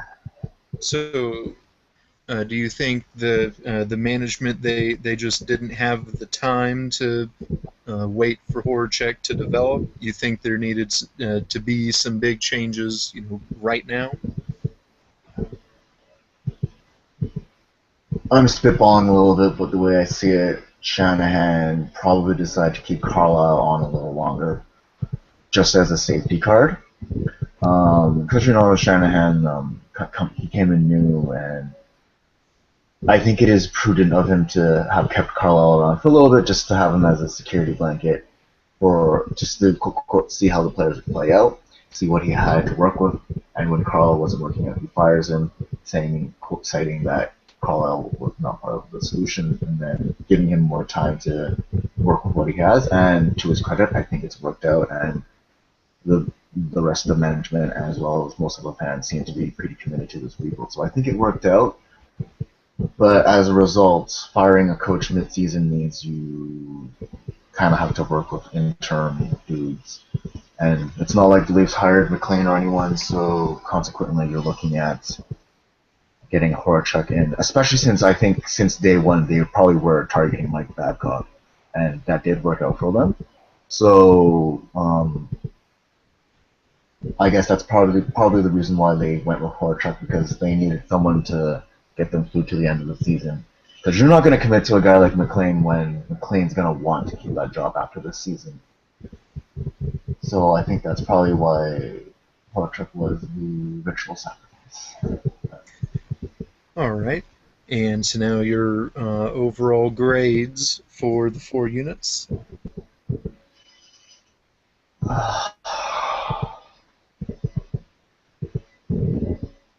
I'm really bad at this. This is why I would never go be a teacher, because I would never know how to grade any child. But I pretty much want to just give D's across the board just because of how bad everything was. I'll give a D plus to coaching just because I feel really bad for Horacek. All right. Maybe a D plus because Morgan Riley's good. Maybe a D plus because I really like Will Kessler. I don't know. It just was not good. It was not a good season. Mm-hmm. All right, and now we head into the off season, and before the draft even occurred, the Maple Leafs made some big changes, beginning with front office personnel. Dave Nonis was relieved of his duties as. Thank God. I'm sorry? Thank God. Oh, yeah. He was relieved of his duties as the general manager. That being the first of several moves. Well, okay, actually, let's backtrack a little bit. The first of many moves to occur was actually with the player personnel, in which David Clarkson was sent to Columbus in that gigantic contract of his. It was sent to Columbus. Talk about that trade in specific.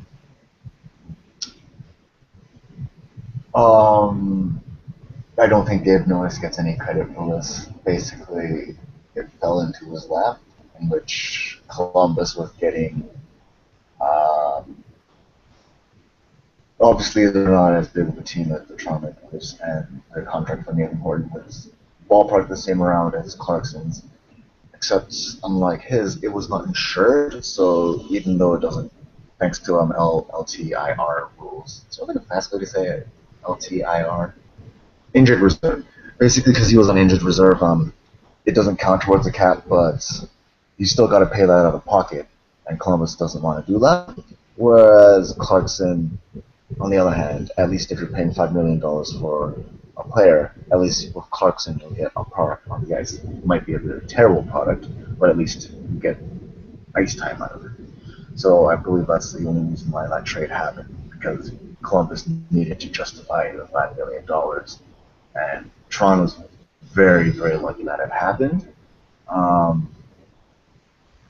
Again, this has nothing to do with Norris, in my opinion. All he had to do was say, yes, let's get rid of this terrible mistake that I made. And yeah, I think it's great because that frees up a little bit of room on the right wing. We can maybe get someone else to get a chance, someone who will actually do something. Um, yeah, I still think the Leafs are extremely lucky about it, and the fact that there was no salary retained, it's incredible. All right, and now Nonis is relieved of his duties as the general manager. I believe Shanahan took a larger role in the front office. I believe it was this off season. Yes and no. I think he's been there, but he's been trying to push some of the other guys to really um, take a role on as well. I believe the word that they're using is a brain trust. So you're looking at guys like assistant GM Kyle Dubas. He's like 28 years old, so obviously there's a reason why he's still in the assistant role. And also Mark Hunter, who's I believe in charge of player development. So guys like those, they all make the decisions together, and so far it's been working out. And I don't mind how it's working out because they've been making some good decisions. Through the draft and the trades that they made. I liked what I've seen. It seems to be putting a premium on skill over size. Some players do have the size anyway, but it is ultimately about that skill that the players can bring, and I think that this new mantra that they have is probably going to work out really well for release in the future. Um, I don't know if they're going to pick up a GM anytime soon. I feel like they might just because it would help to have it on board, but I think if they get someone on board, it has to be someone that fits in with that same idea.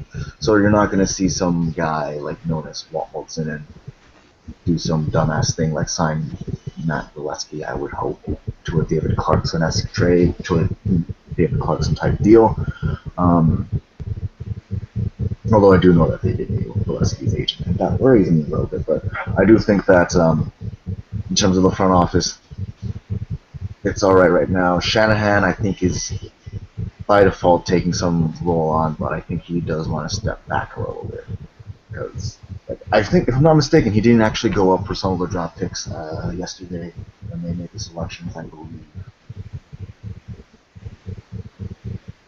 All right, and one final change before moving on to the draft.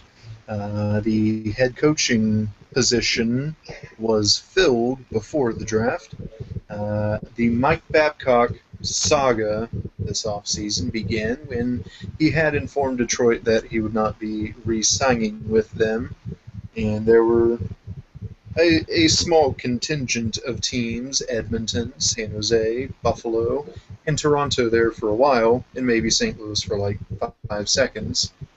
Uh, all of them I know, all of them interested in Babcock, and actually, I believe at one point Babcock had informed Toronto that he was not interested in signing with them.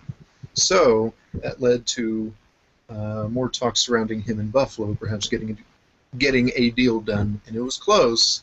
However, trade talks fell, or signing talks fell apart, and in the end, Toronto did indeed end up getting Mike Babcock. And just talk about the overall feeling within the fan base and what you think Babcock can bring to the team.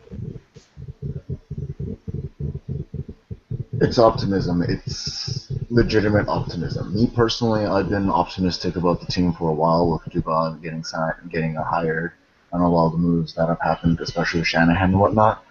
But I think with Babcock getting on, I think this is legitimate optimism that you can see for like even like your casual bandwagoner fan who doesn't pay attention to the Leafs until they're in the playoffs or whatnot. Like you look at the pedigree that Mike Babcock has, all the Stanley Cups and gold medals. He gets results, and he's debatably probably one of the best active coaches right now. And there's something to be said about the fact that after all the shit that we've been through, people still want to come and play and work for Toronto Maple Leafs. I think there's something to be said for that. And I think in particular with Mike Babcock's case, he's already won a cup. He's already won a gold medal. So like, at this point, you have to think about what he wants to do if he wants to push his career to the next limit. What other mountains are there to climb over? And at this point, it is probably turning around one of the most storied franchises that has been mired in mediocrity for years.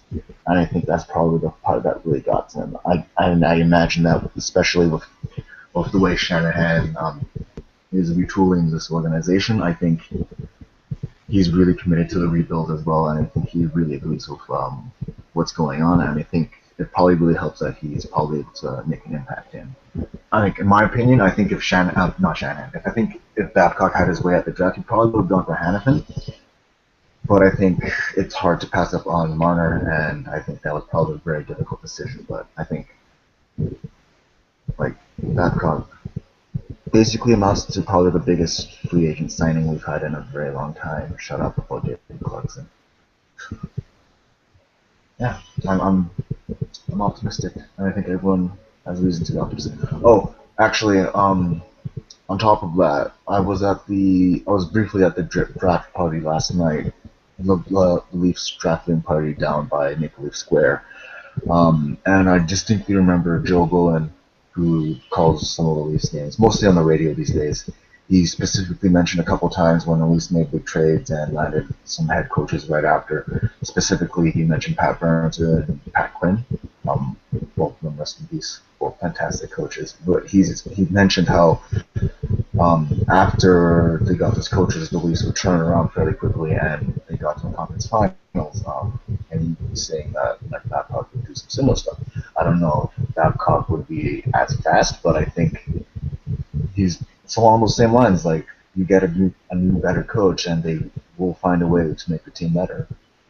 And I do truly believe that the Leafs are going to be better. And the road to that improvement continued with the NHL entry draft, which ended a few hours ago.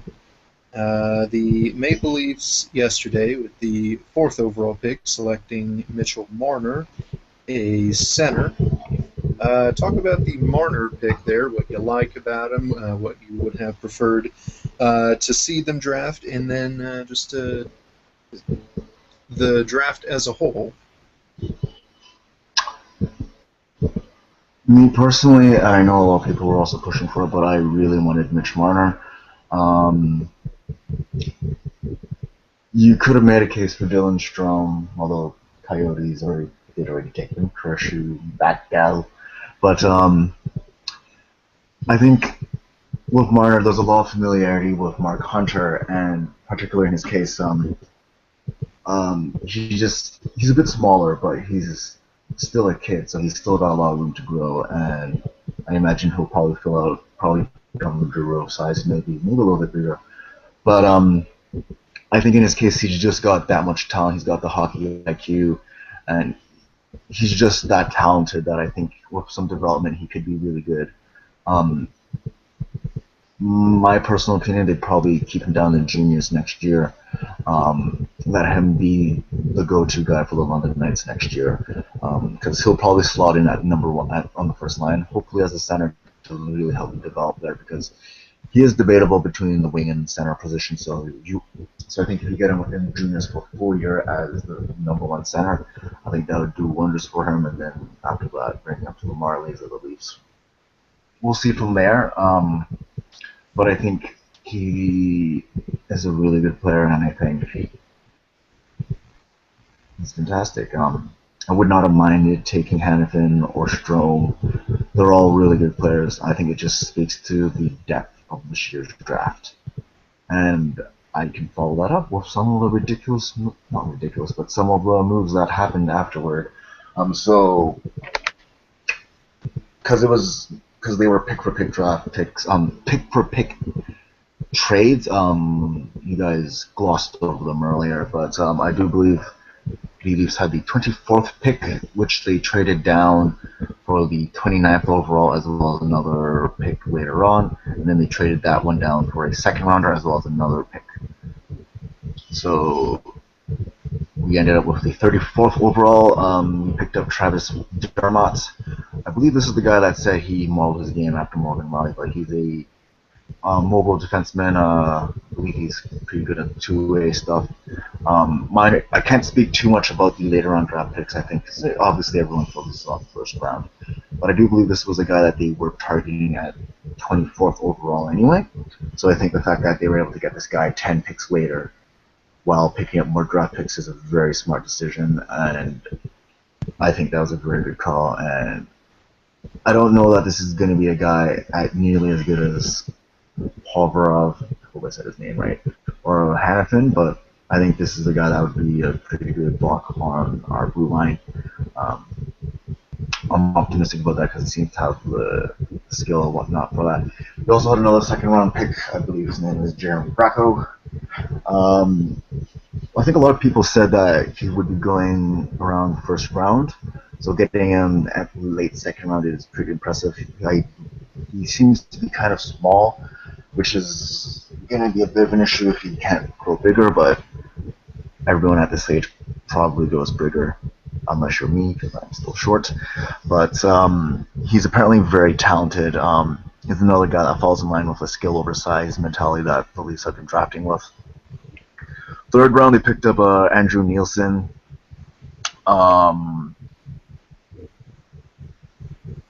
This one, I guess, is the curveball pick, I guess. He's more truculent. He's quote-unquote brutish and big-bodied, and he's like 6'3" and already 210 pounds. But he does pass pretty well and has a pretty good shot, so I think he could be decent, but he seems more shut down in my opinion, and I've already expressed how I prefer your puck-moving defenseman over your shutdown guys, so I will temper my expectations for him. Then at 68th overall, we selected Martins Zerkals. He's Latvian. I may have butchered his name. Dzierkals. But he's a Latvian player. Bit overlooked, but he was great at Latvia at the under 18s with 9 points in 6 games, and another skill player again. So I think he's a pretty decent pick. At fourth round, they got 95 for 95th overall. Jesper Lindgren, mobile puck-moving, puck-carrying defenseman. I like that. I like the sound of that. He's a little bit small, sits at 160 pounds, but he could stay in Moto. He might go to the Marlies. Depends on what the Leafs want to do with him. But in any case, I would imagine he would need more time to develop. But again, skill over size. I like that. Fifth round, we picked up Mitro Timashov, small type of player with lots of skill, known to shock audiences with his speed and creativity. End quotation. I don't have much to say about him. I have a bunch of elite prospect pages open right now because I'm trying to figure out who these guys are. Sixth round at 155th overall, Steven Durocher. I think that's how you say it. I would assume it's French. 6'4", 200 pounds, defender. Seems to be a well-rounded defenseman. Doesn't seem to be high on any end of the spectrum, but has a good work ethic. And, who knows where that will take you. Could be a decent bottom pairing guy, but I don't know what to say about him. And then 7th round, I'm surprised that this guy went at 185th overall when people were ranking him at 60, which is 2nd round. But Nikita Korostelev, yeah, I think that's how you say it. Pretty good skater, lots of skill again, puck possession game. I don't know why he would drop so many spots. Maybe people just don't trust Russians or something, but he's 6'1", which is pretty big, and he's almost 200 pounds. Almost a point per game in Sarnia this past year, so getting him in the 7th round is ridiculous, and I'm pretty pleased about this pickup as well. So all in all, this draft is looking very heavy on skill compared to size. Still got 1 or 2 picks there, but that's fine. the past years when I looked at the drafts, I was kind of just shrugging, going, "Okay, Frederick Gauthier, whatever." Like last year, I was happy about Nylander, but every pick after that, I kind of just shrugged and said, "Okay." But this year feels pretty good. I think I'm pretty happy with it. Should I talk about Marinson as well, or did we go over him enough already? Oh no, yeah, we did go over him a little there. As we advance through the rest of the off season in the free agency period officially beginning in well on the first of Yep. next month. So In like 4 days. yes, 4 days. There we go. Thank you. So with all the changes that were made to the front office and head coaching, there still has been very little, at least, player personnel moving around and being traded and whatnot. Um, Phil Kessel has been a big name recently for being moved out of Toronto. There's a little bit of rumblings going on with Phaneuf. Kind of go over Excuse me. who specifically you could expect to see moved out. I'm gonna throw a real mild curveball and I'll say Tyler Bozak. Um, Phil Kessel, I feel like the Leafs are gonna keep him until they get a really good trade from him because he's still a good player and he's still gonna produce points, and he might flourish under Mike Babcock. And I think unless the Leafs get a king's ransom from him, they're not gonna trade him. And you know what? I think they're completely right to do so because you don't get that kind of scoring for bits and pieces. And sure, some teams are adamant that they won't trade a lot for him, but I think they are foolish if they think they can try and fleece the Leafs for Phil Kessel. I think you're talking at least a first round pick, obviously for next year at this point. That's several good prospects, maybe more draft picks as well. I don't know. Basically, whatever it is that you want from him, it's probably going to be more. And I think in the case of Phaneuf, um, I think that's more working on the salary cap a little bit more. Like, sure, you still have to work on the salary cap for Phil Kessel, but I think more specific to Phil Kessel is that players on teams just don't want to give up as much for him. Whereas Phaneuf, I think maybe there just isn't as much interest, but I don't know. Like, Phaneuf obviously doesn't get as much, I think, but I think if there's a piece that's very movable in comparison, it'd be Tyler Bozak, because he puts close to 50 points a year. Um, Pretty decent second line center option if you need it, especially for depth. And you look at comparables like Antoine Vermette going for first rounder, and I think Tyler Bozak could fill in a similar position that way, where you could trade him for a second round, maybe a late first rounder, and just add the depth scoring and whatnot. I think Bozak is one that you could realistically see actually leaving. Phaneuf and Kessel, they're just going to have a lot to work around, so if they do happen, it'll be big. Joffrey Lupul, I want him traded. I don't see it happening. He's just too expensive. Okay, now talk about what you feel are the team needs position-wise, and kind of go over, I guess, your personal wish list of specific players that you have been looking to get on the Maple Leafs. Can I just say, let's fast forward 5 years and all the Leaf players, all the Leaf prospects have grown up into bona fide NHL players? That'd be my easy way out answer. If you gave me like free reign of what to do, no salary cap, nothing, obviously you go for number one center. Had he not gotten traded, Ryan O'Reilly would come to mind. Having him center Phil Kessel and James Van Riemsdyk would be nice. And then you want a partner for Dion Phaneuf, obviously. But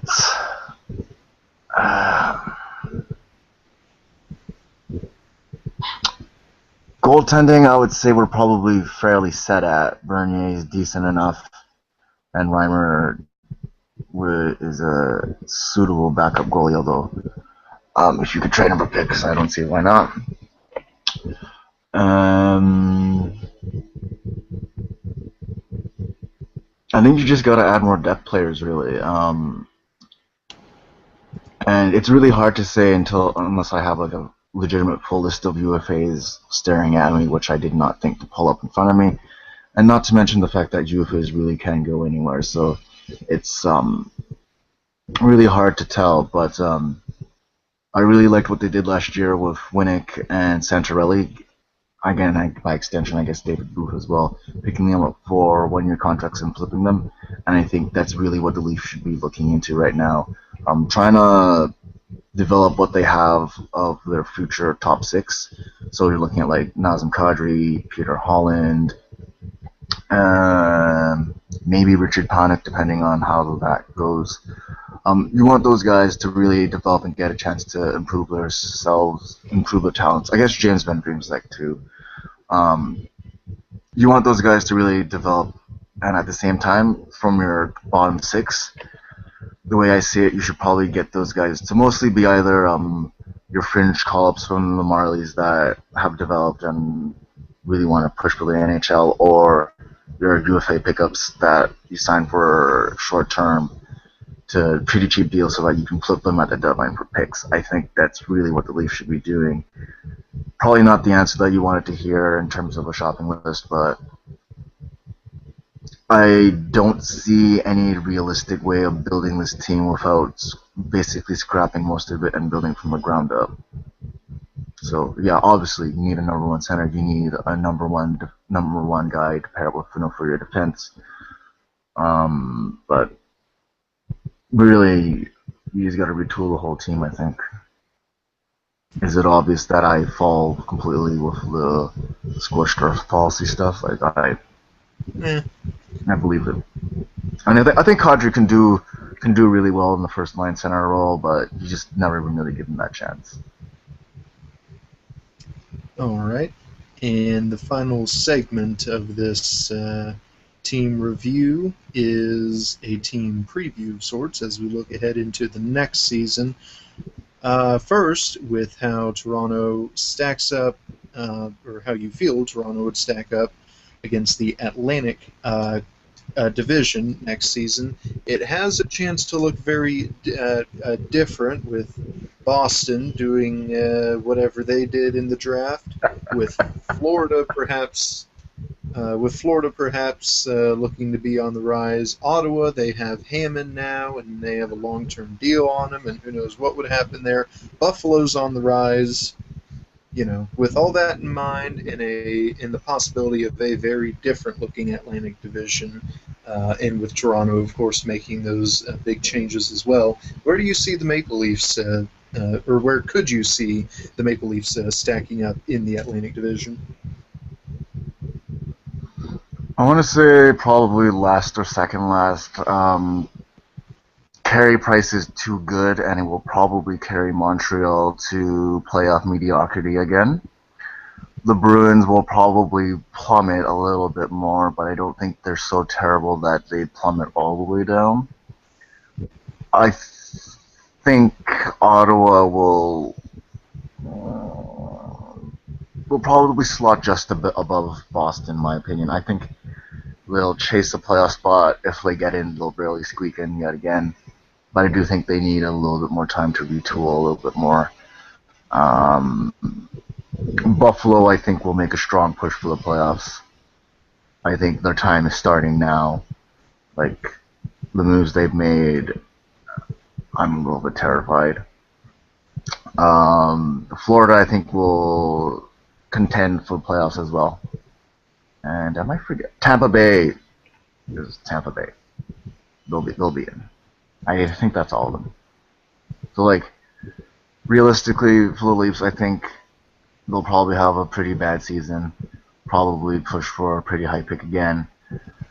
The one wild card I would say is Mike Babcock. He might actually do some good coaching and coach the Leafs a little bit higher than they should be. But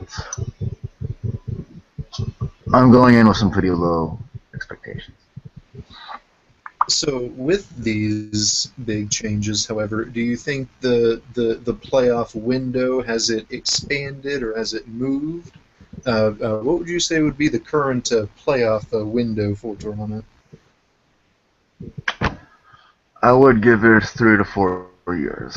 I know some people are saying a little bit longer than that, but I do not think it takes that long for players like Nylander and Marner to really flourish, as well as Connor Brown. Goaltending might be an issue there, but I think by that time we're looking at Morgan Riley and Jake Gardner really being in their primes at that time. Marner, Nylander, and Connor Brown will be really coming into their own at that point. Nazem Kadri will hopefully be in his prime as well. Um, Hopefully Bernier or whoever's in net will be good. But I think you're looking at 3 to 4 years, really.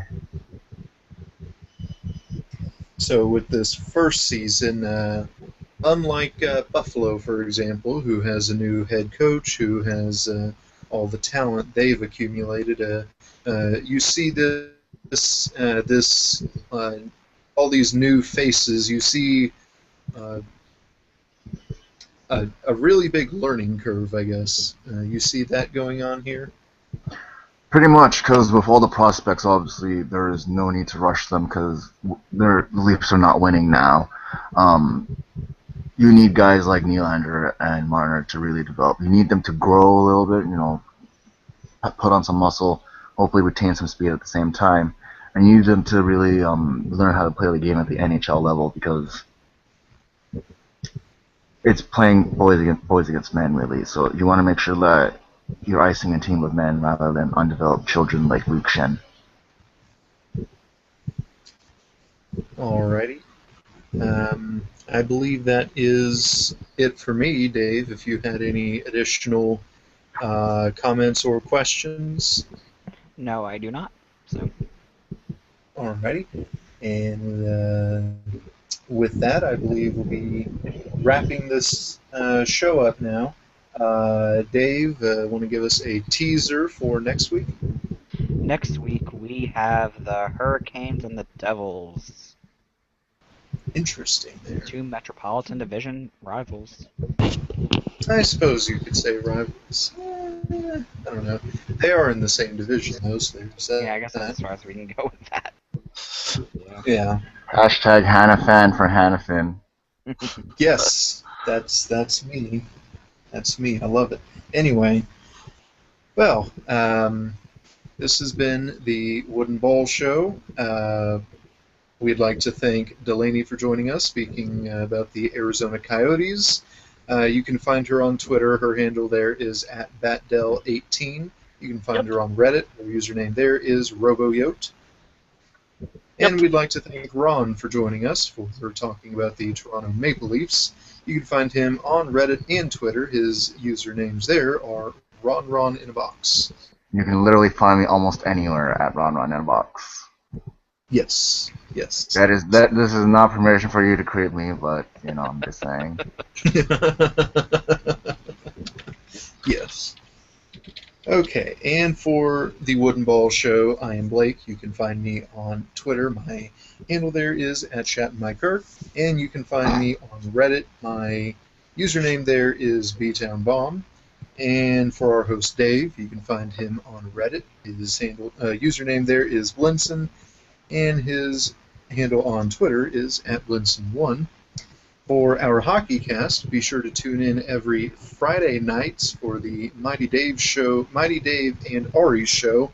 What's the time on that, Dave? It's at 8 p.m. Eastern. All right, every 8 p.m. Eastern time, Friday night, the Mighty Dave and Ari show, our other show here on Our Hockey Cast.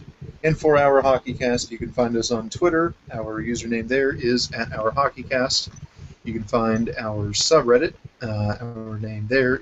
Our address there is Our HockeyCast. You can go to our website, OurHockeyCast.com, where you can listen to archives of past episodes and shows. And you can do that same thing on our YouTube channel. Our name there our hockey cast. Also do For it on Dave iTunes. Ball. So Oh, yes. Do a quick plug of that iTunes there, Dave. on iTunes, you just search our HockeyCast, and we should pop up. I usually Excellent. get the episode up Cool. onto it by the next day. So Excellent. We are on iTunes now, so be sure to look out for us there as well. Rad. Alrighty, so for Dave Ball, I am Blake Wood. This is the Wooden Ball Show, and we are signing off. have Thanks, a Rad. good night, Don't everybody. eat the Leafs.